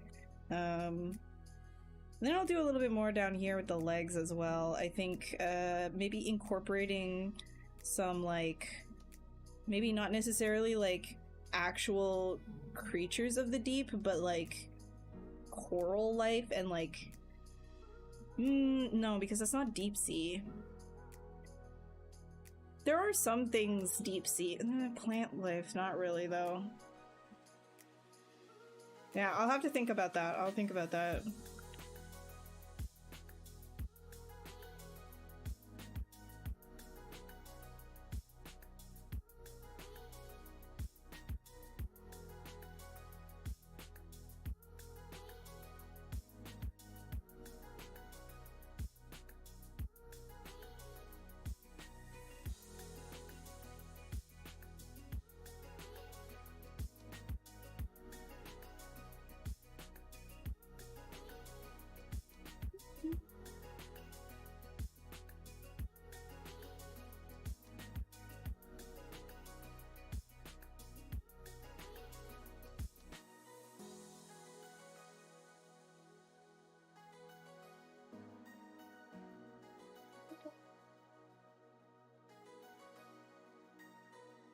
I'll just cut the backs off of all of these.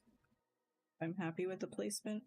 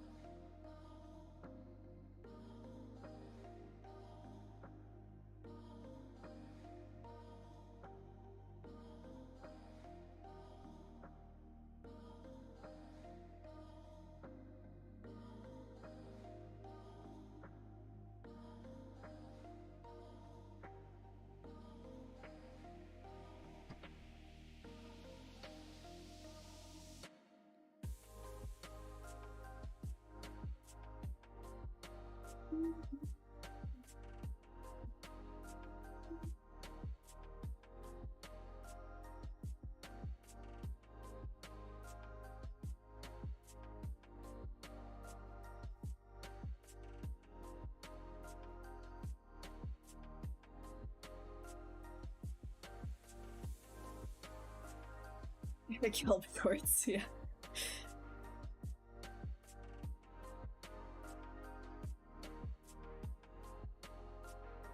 Oh man, I need to eat something. I'm also quite tired.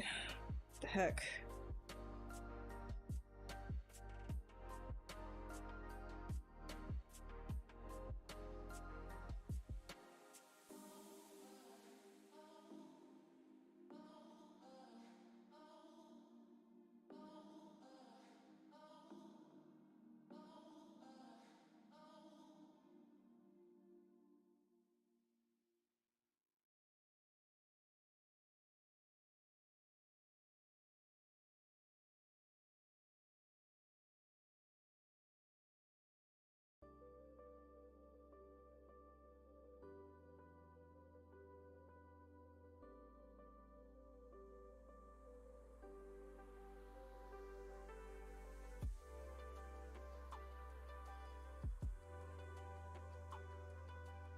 Not enough eyes. I think we need a lot more eyes. I think we need to just like eyeball it out, man. So many eyes.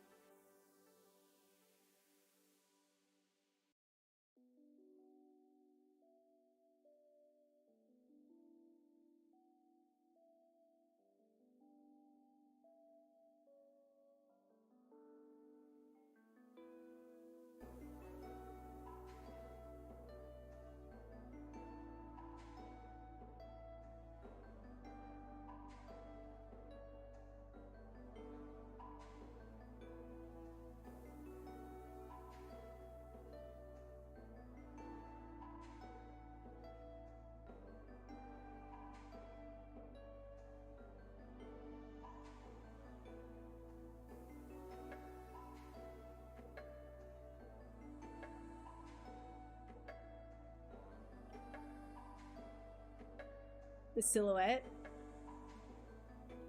is something you definitely run from. Yeah, that's the idea. We gotta make it like full of terror. We don't want it looking comforting, that's for sure.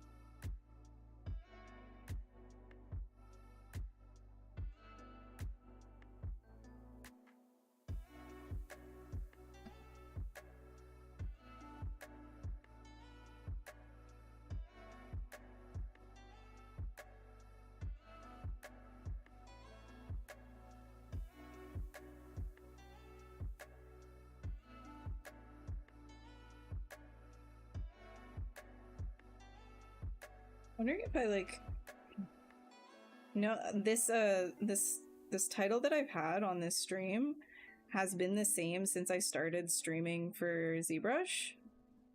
I'm wondering if I should just like change it from character and creature to just like experimental, because I think a lot of the time, like, I mean, I do characters and creatures on here, but I think a lot of the time it's also very like weird stuff, like,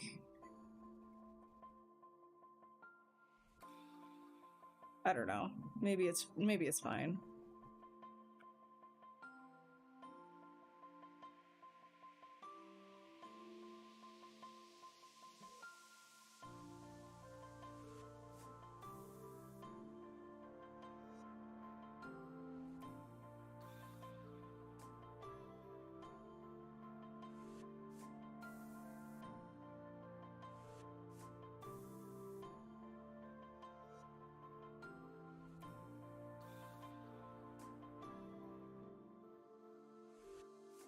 You're gonna start sketching something for the challenge? Heck yeah, dude!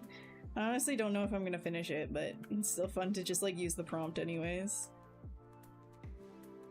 I will look out for yours.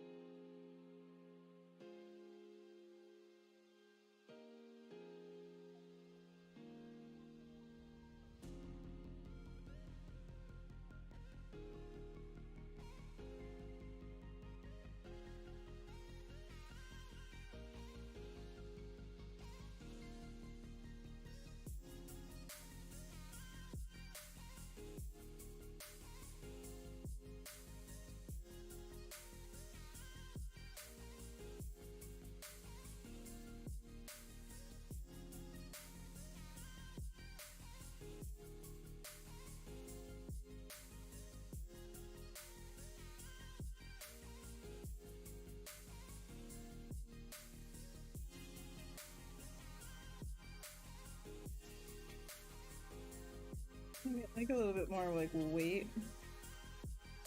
That one, but also like push from the side.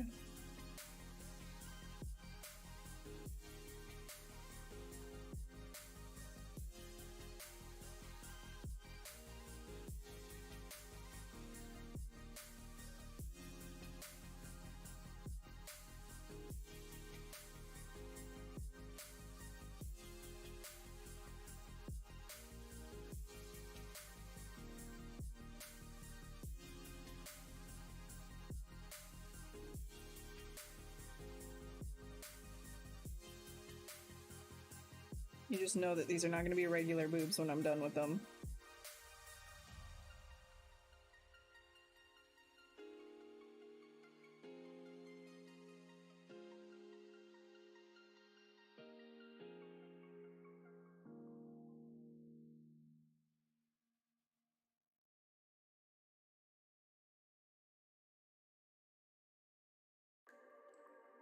Or maybe the weird and wonderful world.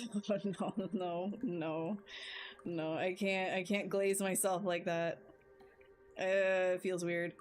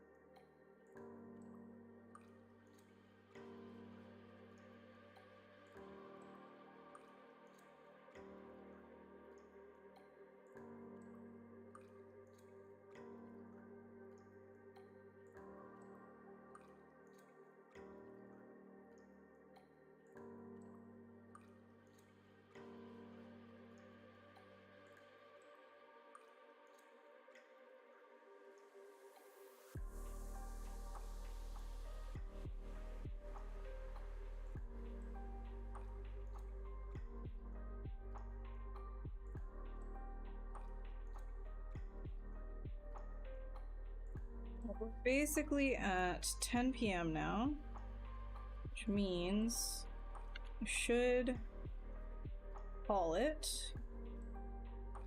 and get ready to tell you guys that I'll see you in the next one. And also that you should follow this stream for more ZBrush wonderment. And that there are other people on this stream to follow that will actually help guide you in the ways of actual production art rather than me making these things. So there's lots of other people on this channel as well, worth checking out. If you haven't already, I highly recommend you check out all the streamers for ZBrush Live. And I will be live next. Let's see, when will I be live next? Not the 7th. The 14th, I will be live next. So you can catch me again in 2 weeks from now.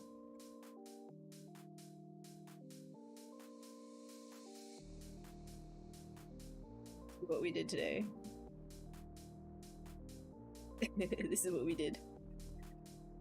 Again, this is the void right here.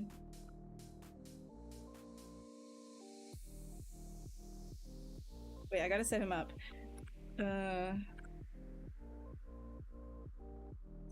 Set them up. It up, whatever.